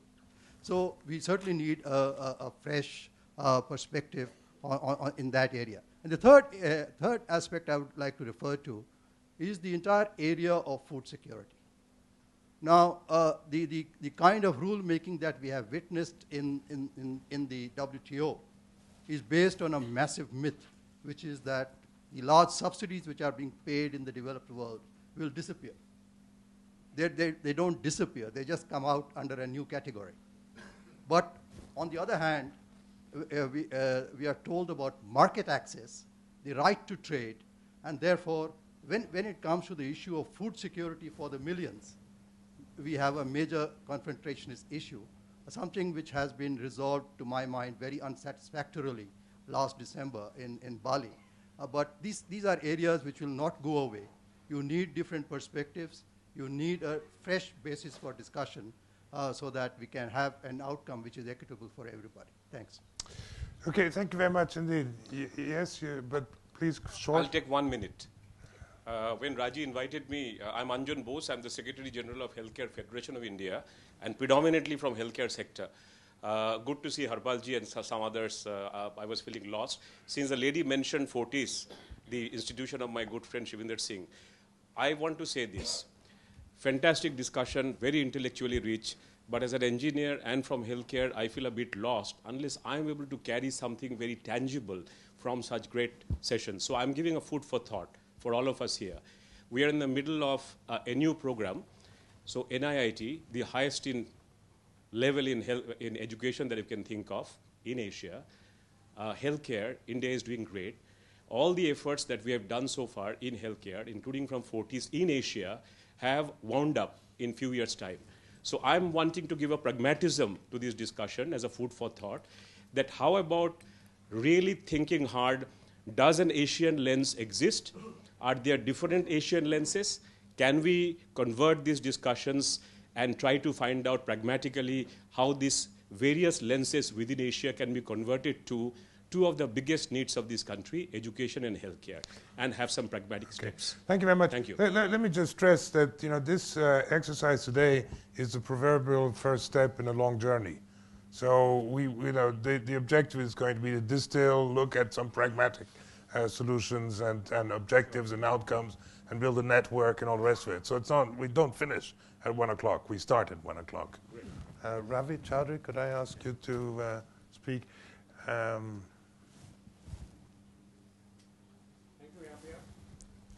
Hello. I'd like to make 3 bullet points. The first is to state the obvious. Lens is a view. It does not change reality. The purpose of correcting our lens is basically to understand the real reality, which has to go through the 3-stage process of gathering information, applying knowledge kit to it, and then analyzing it with wisdom to take action and understand reality. What is the reality? I think it's best described by E.O. Wilson, that we live in a bizarre combination of Stone Age emotions, medieval beliefs, and godlike technology. In spite of that, as long as, this is point number 2, as long as we have monochromatic lenses, we will only have a partial view. Whether it's Western or Asian, doesn't matter. In fact, I am provocatively going to mention that we are wrongly distinguishing between Western and Asian lenses. I see an elitist lens and a non-elitist lens in the world. If we get to an elitist Asian lens, it's not going to be different from an elitist Western lens. And as Charles Eddinor said, we all live under the same sky, but we have a small view of the horizon. We need lenses to get a holistic, big view of the world around us. So what type of lenses we need? I'm not going to get into the technology of lenses, but what we need is a view of wholeness. Now, it's considered a great expertise to be able to take a 360 view. That means you've taken all the perspectives. And that is the elitist view. They take pride in that. The point I wish to bring out is that every action and every decision we take has an impact on the people on the periphery, the non-elite. It impacts them for today, for tomorrow. Can we get into their shoes and take another 360 view from their perspective? So in my context, what I am looking forward to is evolving a lens which can give us a 720 view, a 360 view from the elite perspective, which is what we talk about, but more important, the view of those whose voices are not heard. Now, this is nothing new. It's the concept of Ubuntu in Africa. I am what I am because you are what you are, because we all are what we all are. So basically, I think the present views of the world, which are in the media and all around, are basically focused on generating GDP and wealth. But I think we have to move on to create equality of opportunity, to create compassion, and to create a world in which everybody is proud to be a citizen of the world. Now, basically, it's to create a dialogue of humans. You know, Pope Paul said, and I'm very fond of quoting him, that life is more about being more rather than having more. That's why we are called human beings, not human havings. Thank you very much. Look, we've got a dilemma here because I've seen about 2,478 hands up. But I do really want, I'm sure you'll agree with me, that what I'm going to propose is that we have a parenthesis where I ask comments from the next generation and then come back to the, is that okay with you? Because otherwise I think it's important to get these. So Anuradha has kindly identified 8 persons whom I'm going to call on. Where you really have to be very brief. You have to show the older generation how you can be brief and insightful. Navid? Navid? Make sure you get the mic quickly so we don't... Navid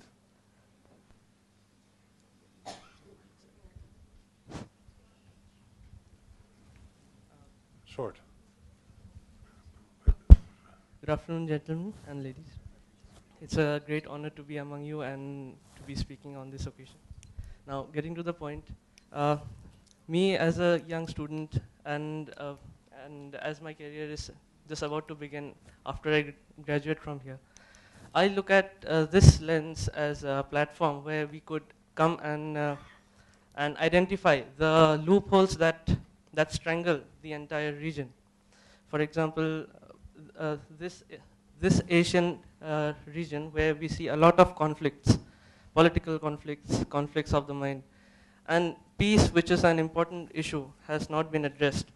And for peace, I beg your pardon, for economic growth in the region, I believe that that peace and stability is an important issue that should be addressed.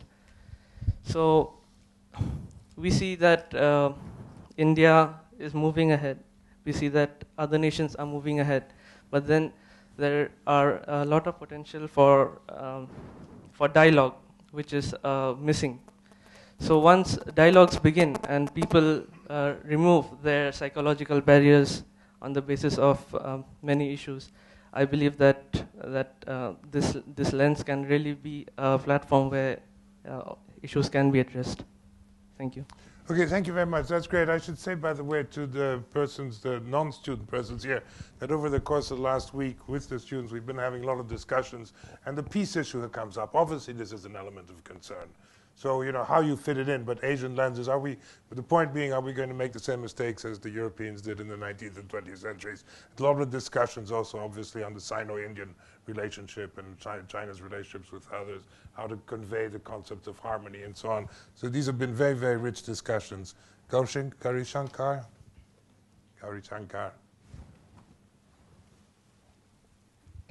Sorry about my pronunciation.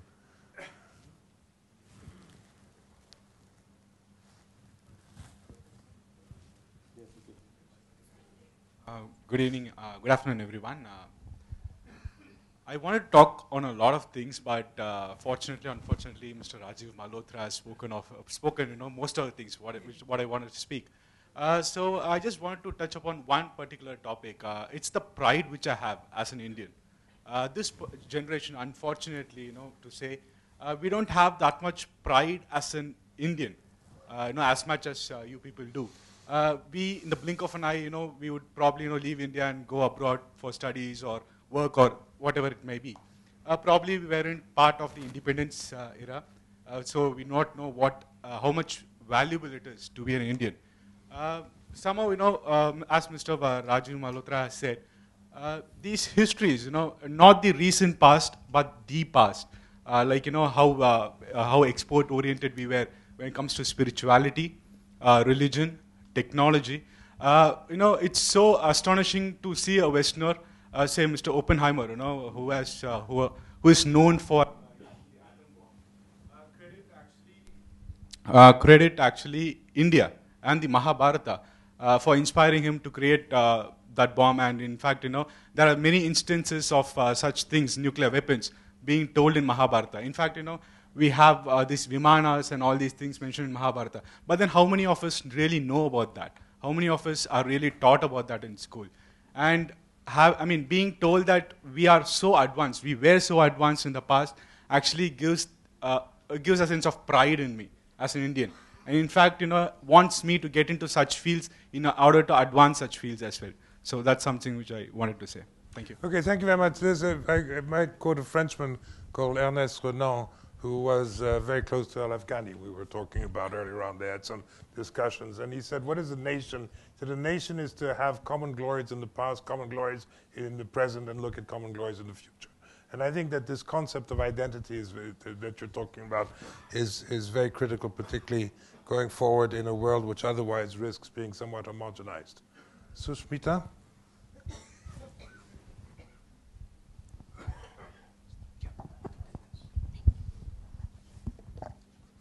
Thank you, sir. Good afternoon to each and everyone present here. Today I would like to talk about the main thing, that is the diversification of Asia. We all know that Asia is a diversifying continent. but the thing which put forwards a huge curve in this world is that the stains and spots in our curve and the intangibility and the economic barriers among the different nations in this continent. I think this talk will be taking a new step ahead in building a mind bridge for everyone where people will understand each other and then see through the lens about the common ethics and values which will make a different successful for these nations. Thank you very much indeed. Very good. You're a model in terms of timing. Vinay. Vinay? Yeah. So I'm just taking a couple more of the next generation, and then we can carry on. Very good evening, good afternoon, sir. And it's great, and I feel honored to be amongst you all. Now, just I was thinking when we were talking about Asian lens. So what I felt is, what is the kind of model which we are going to follow? I mean, one possibility is that we have Burmese, or then we have Indonesian, or we have someone from Gulf. They are talking about India or China, because they're the prominent nations. Another model can be wherein a Burmese is talking about Chinese, and Indonesian is talking about someone in Turkey, or there can be cross-confluence. So, as a representative of new generation, I think the challenge for us is going to be how do we follow the second model, because operationally following the first model will be easier. So I felt that if we can do that, it will be good for us. Thank you very much indeed. Very helpful. Ishank?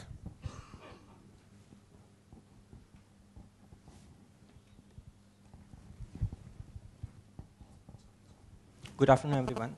First of all, I should say that I'm feeling humbled here because so there are a lot of people whom I've been seeing on television for all these years. Actually, I'm able to see them in real. So, so I just want to say, actually, so the biggest tragedy of Asia is that there's so much in common between so many countries in Asia, but still there is the kind of distrust and the kind of rift, which actually runs so deep between these countries that it's simply not possible to to bridge that divide. So what I actually feel will be the real lens, that we have to create one Asian lens with different focal lengths, which is going to be the future of this, of this particular continent, and that will be helpful for the entire world. Thank you very much indeed. Shika.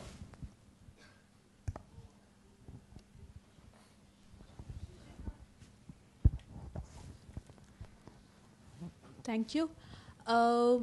For the Asian lens, my concern or my opinion would be the political unrest that we face in the Asia. If you take the Thailand, or even for the political instability in India itself, or for the matter of anywhere else all across the Asia, my prime concern is the political instability, or even since we are growing and we are the emerging economy, there are a lot of history to fall back and to learn from, and so that we can proceed further and do not repeat the mistakes. Thank you. Okay, thank you very much. I should say one thing that was also picked up in the conversations that we had with the next generation was the issue of trust. I think that this is not a most noticeable factor in terms of the Asian landmark. So how do you, and I think coming back to our engineer friend, what are the kinds of issues that we should be looking at? One would be, for example, how do you restore trust? How do you bring about trust? What are the means for doing this? I have a couple more, and then, yes, just let me, I'm going to take two more of the, no, I'm going to take quickly. But you have to be very, very quick, a bullet.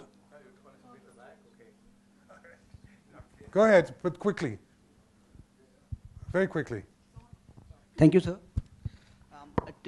Taking the bullet points of this discussion, I would like to suggest, to use this platform as a chance to make an ecosystem, because we have been talking about the idea of conceptualizing all the good points of our history. So this Asia Lens can be a platform from where we can start making an ecosystem to to gather this information and really keep on conceptualizing them, as well as the creating a harmony between the Asian countries. Because I mean, of lately we have seen that US being using India to counter China. And this we can fall in the trap. So I mean, this was my concern. And okay, thank you very much. Harmony. Go ahead, pass it down. Yes. Okay, go ahead. But quick. Good afternoon, everybody. Basically, I want to speak on entrepreneurial solution for the growth of Asia, as well as on the idea of coexistence rather than an idea of becoming a superpower, and to see the global real world through Asian lens. As we all have seen that in the neighbor countries of India, there have been tensions, whether it is Pakistan or Sri Lanka, ethnical war, or Maoist insurgency in Nepal. And we have seen at the same time global prosperity index in Bhutan. So I feel the young generation of India, especially the fresh graduates, should work on the entrepreneurial solution, like reducing the cost of healthcare, as well as motivating the teachers who are responsible for the building block of the next generation, especially in rural India, and to motivate the MPs, Member of Parliament, as well as the bureaucrats and government officials to do a better job. Thank you. Thank you very much indeed. Thank you. I think there's one more here. Okay, wait. Hi, sir. Good afternoon. I was just thinking, when we are heading for this superpower, economic superpower, India will be probably 20 years down the line, we will be one of the superpowers. I'm worried about where we are heading, because our cultural, ethical values are coming down. If you look at Western side, the civilization, you could see that the number of divorces are really high, the crime rates are really high. Now, when this globalization really captures India, or probably when India migrates into that real good world, how are we going to control these sort of negativities which can actually encroach into our cultural systems? So I think you elders should be framing something when we are going for it. So because we are not that really sure about how to handle this thing, so probably you should be able to tell something. Okay, thank you very much. So we go off and do our homework, yes. And then I've got 2 or 3 behind. Good afternoon, everyone. I'll just like to make a simple point. We've been speaking a lot about diversity. However, there's one thing that drives people, besides cultural differences and all. We put everything aside and we work together, which, for good or bad, is money. No matter what happens, at the end of the day, if money is involved, people do tend to work together. A good example would be Japan and China. Japan is outsourcing a number of its work to China, despite its differences. So I feel that we might have differences, we do have a lot of this thing, but economy would be something that unifies us and helps us in working together. Thank you. Okay, thank you very much. What I'm going to do now is sort of mix, because there's a gentleman here who, could I give you the floor, please? And good afternoon, Mr. John. HK Dua. I'm very happy about the round table, because it's the first time I've seen literally a round table with the revolving arguments, but I didn't know whether the table was revolving or we, the audience, were revolving, or maybe our arguments. I am frankly speaking hopeful about India, despite the current stomach aches. Whatever may happen, for whatever the reason of region, religion, caste factor, and all that, I think we'll overcome.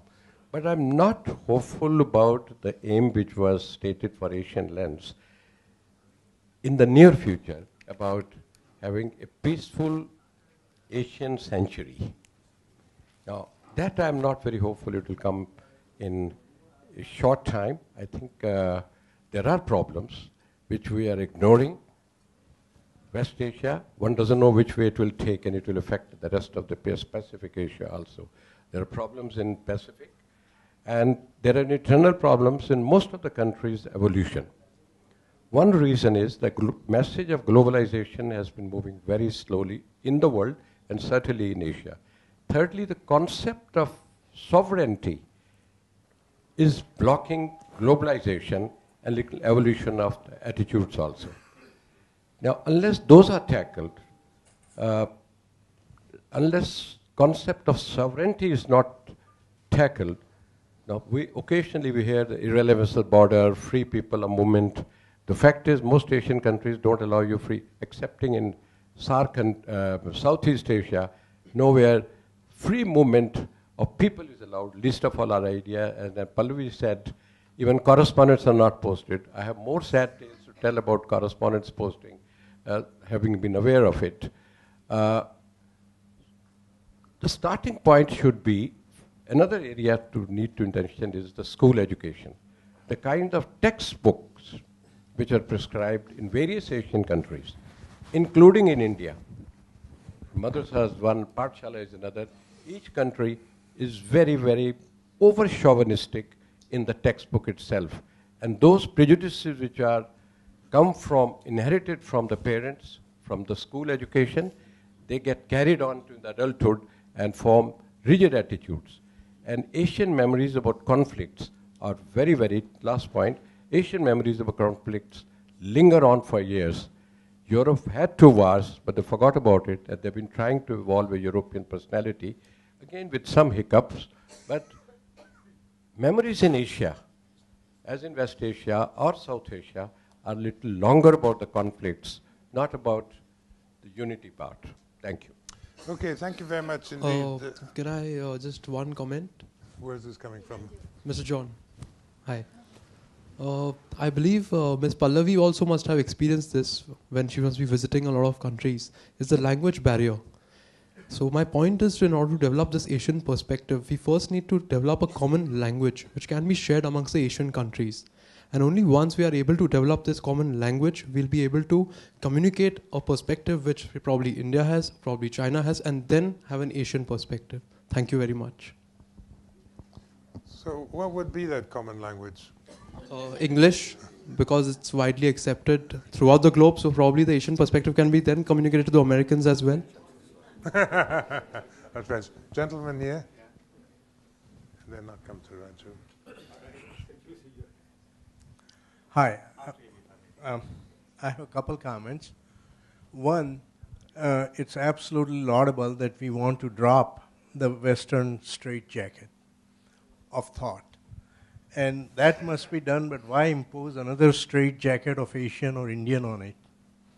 Why not, as this gentleman suggested, look at reality and explore it from that perspective, just as pure, without lenses and direct, as Krishnamurti would say, cutting through the conditioning. Number 2, I think we need to look at economic models that are alternatives to the market-centered approach that West has. One of the suggestions I would make. I saw an experiment in Ahmedabad at Gujarat Vidyapith where they are trying to develop a pure non-exploitive economic model. In the sending graduates to villages and working from basic grassroots. I mean, these are the kind of approaches we need to understand and explore. So if we offer economic model alternatives to market economies, there would be a significant contribution by any non-Western thought. Okay. Third, I would suggest that in democratic models, in democracy, we just go for non-exploitive, non-extractive, again, societies, as Rees-Moglu and Robinson in their book suggest, so that we have a longer-lasting democratic institutions in Asia. Thank you. Okay, thank you very much. At this stage, what I'm going to ask is just a show of hands of people who would like to take the floor. That's way too many. So what, Raji, I'm going to propose.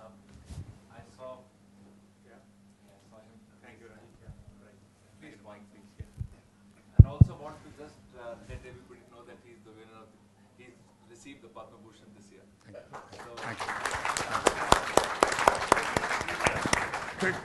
Raji, can I just make a point before you start? Okay. What I'm going to suggest, Raji, I'm not accustomed to, where are you? Is yeah, but look, what I'm going to suggest, if it's okay with you, is that those who have to leave at 1 o'clock to get up and leave, and then we can continue, because I know you have a constraint, don't you?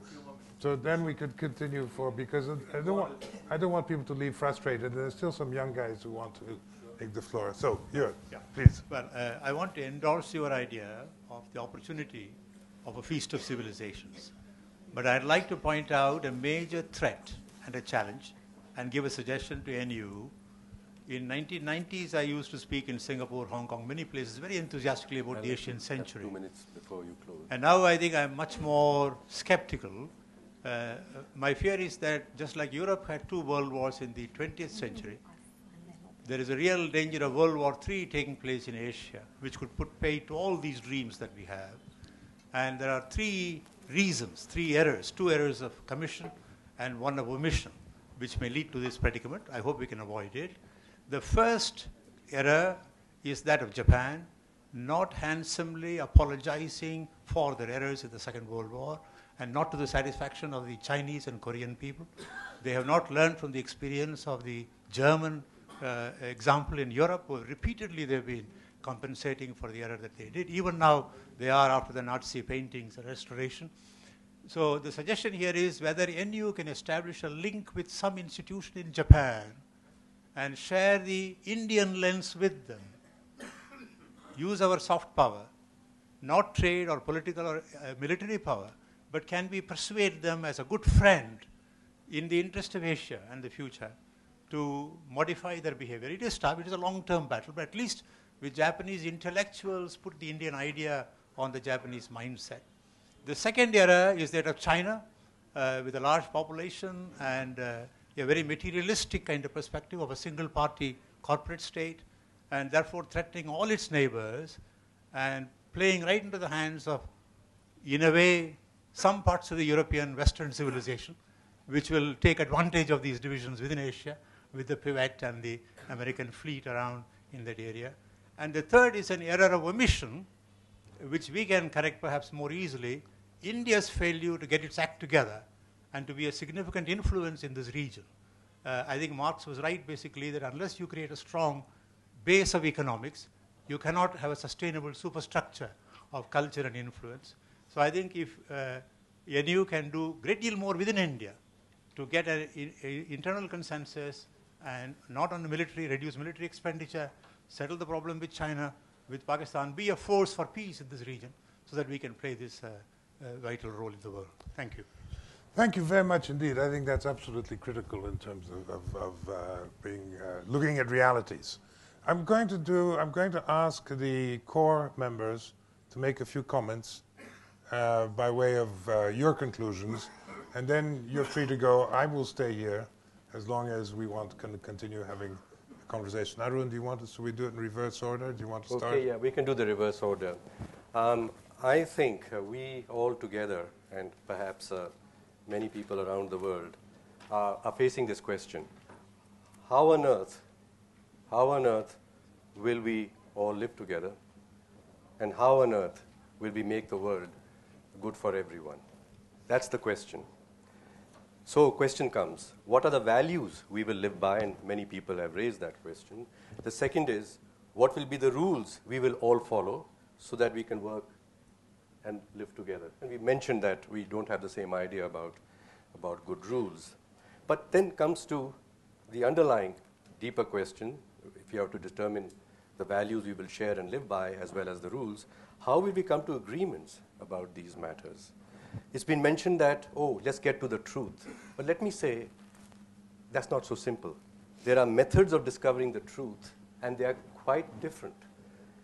If I might say, and you said there are 3 of you from Oxford, the Oxford debate, which says, well, let's put an issue into 2 sides and debate from 2 sides, and we'll discover the truth.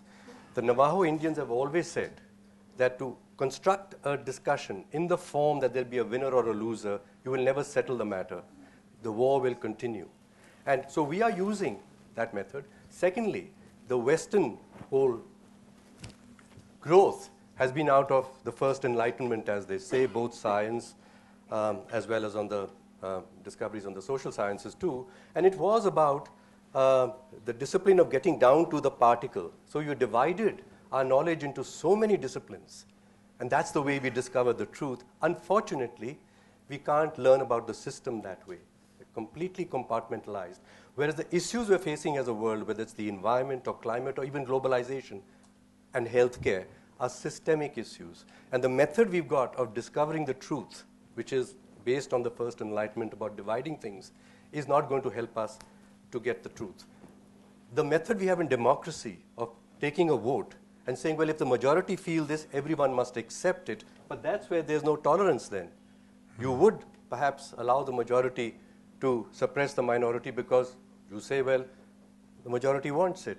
So we need to find methods even in democracy whereby people can agree on what is good for everybody. And I might go back to say, if you look at Akbar's time in Deen-e-Ilahi, he did talk about, let's discover the method by which we will find the truth together and live as diverse people together. So the methods of finding the truth are the ones that we have to really apply ourselves to today. And so people are looking at it. And I'm very happy that NU has tried to introduce a different method of finding the truth. And there are many. And I would say we in India have discovered that when we make a plan for the country, it cannot be based on an expert's view of what's good for the country. It will have to be found by a discourse between many disciplines and between the elite and the non-elite together. But what's the method of doing this? It's not very easy to do this. So let's find the methods of doing this. And people are trying to discover in other parts of the world what they're calling methods of deliberative democracy, not majoritarian democracy, and not debating, but deliberating together, listening to another and jointly building a new truth which none of us came into the room with as we were there. That's my thought. Thank you very, very much.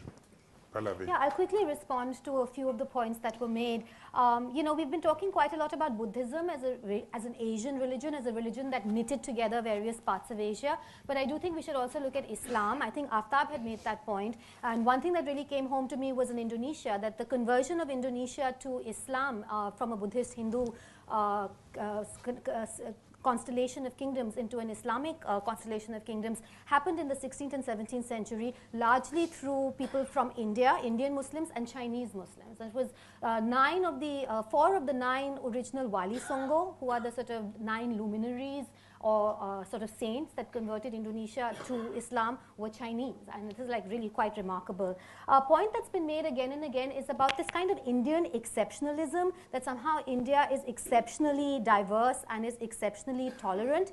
And I would like to contend that this, some of this really comes from an ignorance of other parts of Asia. And you know, again, one part, a country that's equally diverse and tolerant, I would say, is Indonesia, whether it comes to languages or whether it comes to ethnicities or whether it comes to religions.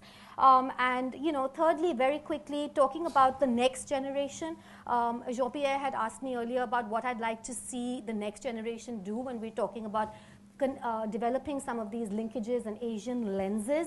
I would really like to see them you know, being a little bit more open, being a little bit more curious, traveling a little bit more. When Indians tend to travel, they tend to do it in very constrained ways, in this kind of mass tourism package way, which kind of is essentially retaining a very Indian lens when you're going anywhere. Break this down, eat different kinds of foods, learn languages. We were talking about the importance of languages. Yes, English will remain important, but when we have more Asians speaking other Asian languages, that will also have knock-on effects. Stop seeing the rest of Asia as inferior. I also think we have a kind of a racism inbuilt in us for you know, colonial reasons and you know, because the West was economically ascendant for so long. But we need to break out of this mindset. More than any other post-colonial generation, the new generation has been born at a time of relative plenty, at a time of confidence and optimism, and I hope that, you know, all of you can channel this and we can really start seeing the developments of Asian lenses. Deepak. Thank you, Jean-Pierre. There is one conclusion that came through to me, listening to everybody, that we need a multiplicity of lenses to reflect the pluralism, the diversity of concerns or priorities.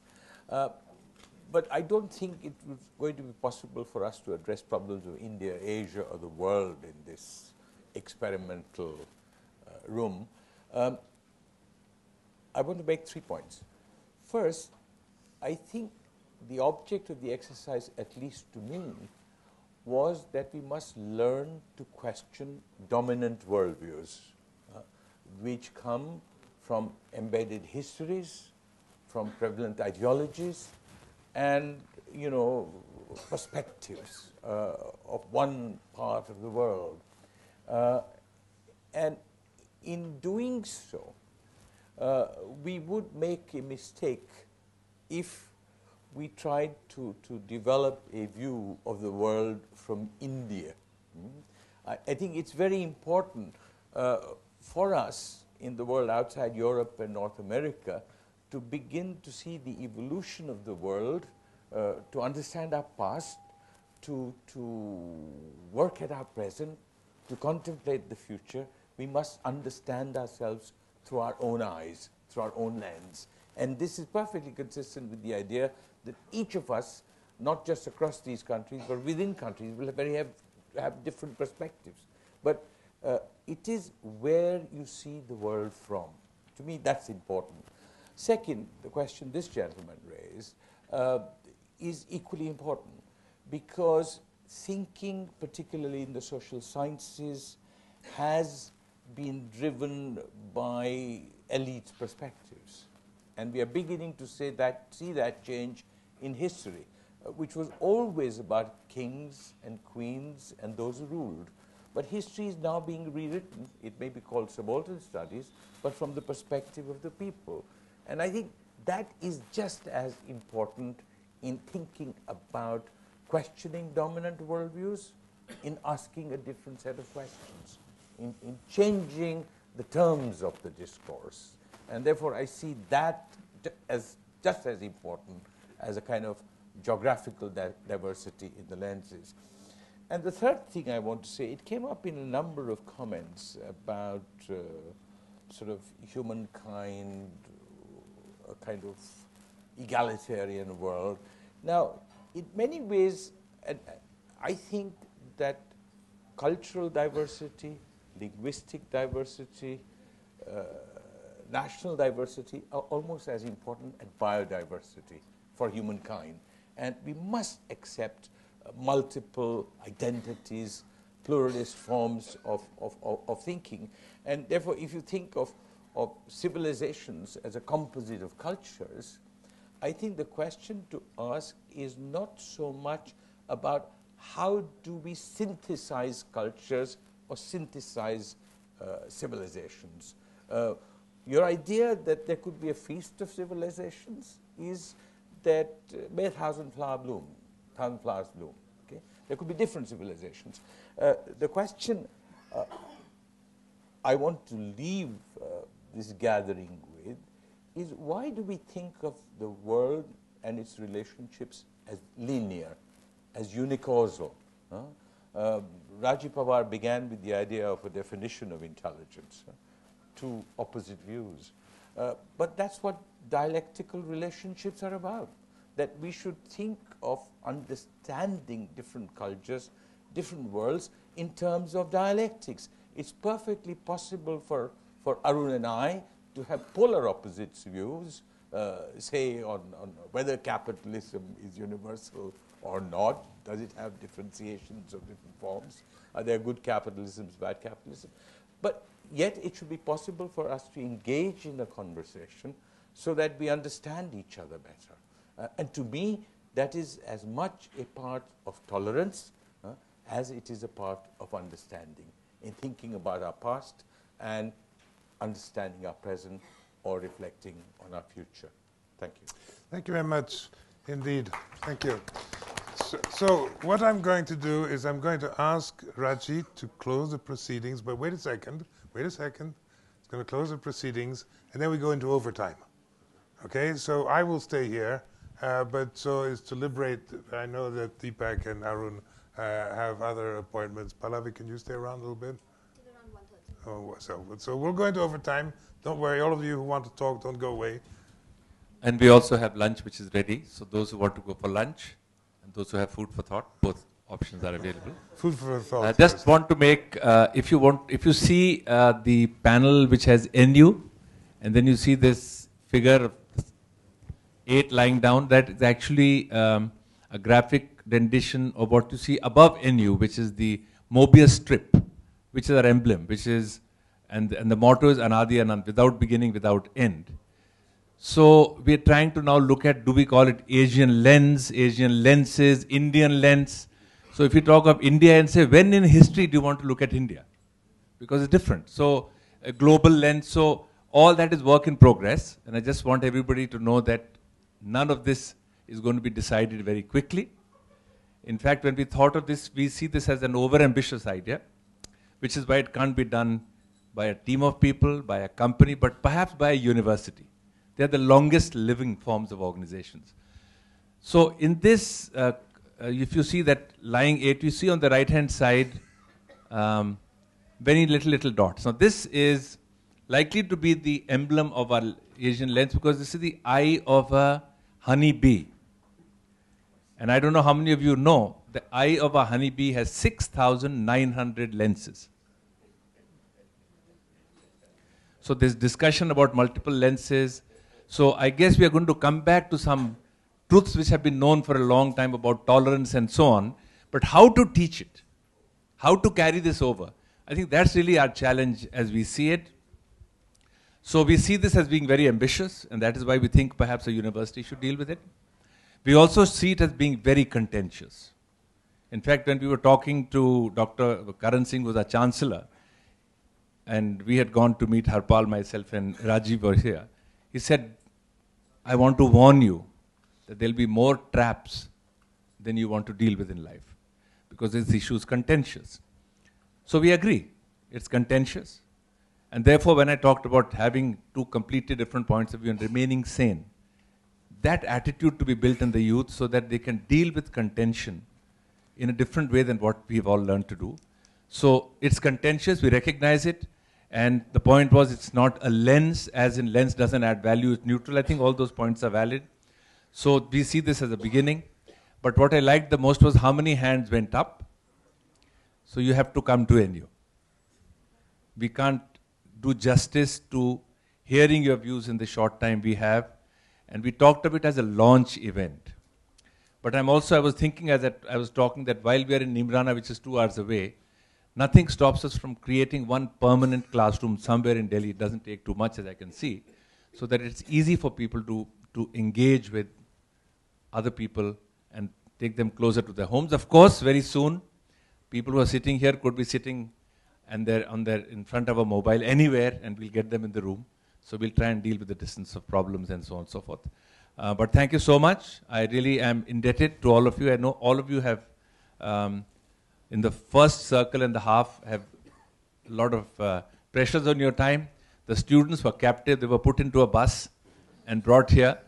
And I think Jean-Pierre wants to respect them by spending more time, though he's with them for a whole week after this as well. So all of you who came here, thanks so much. But Jean-Pierre said it starts now. The work starts now. So we really would like to extend an invitation. Some of you have been there, I know. But it's just the beginning of what is a very long journey for us. So Jean-Pierre, thanks so much for keeping the top spinning. And you've given it a rest. He has so many controls. He's discovering he has more control than he thought. So thank you so much. And while lunch is served, if some people do have pressure of time, I will leave it now for Jean-Pierre for you to see if you want to let people slip out, those who have to go, and then carry on, or whichever way you'd like to do it. And before that, of course, it's yes, a tradition. On behalf of NU, to thank the speakers very much indeed, their contributions. Pallavi. I turned it off, otherwise we would fall down. Arun, thank you very much. Thank you. Thank you very much. Deepak. Thank you. Thank you. Okay, so we go into overtime. So people, is that okay with you, Raji? I'm okay. Just want to know that a lot of people had mentioned they have pressure of time. Yeah, so please if a few people want to step out, please have lunch before you go. You've earned it. There is some such thing as a free lunch. Okay. It's good to meet you. Thank you very much. It's good to meet you, and we'll be... How to place in the evening?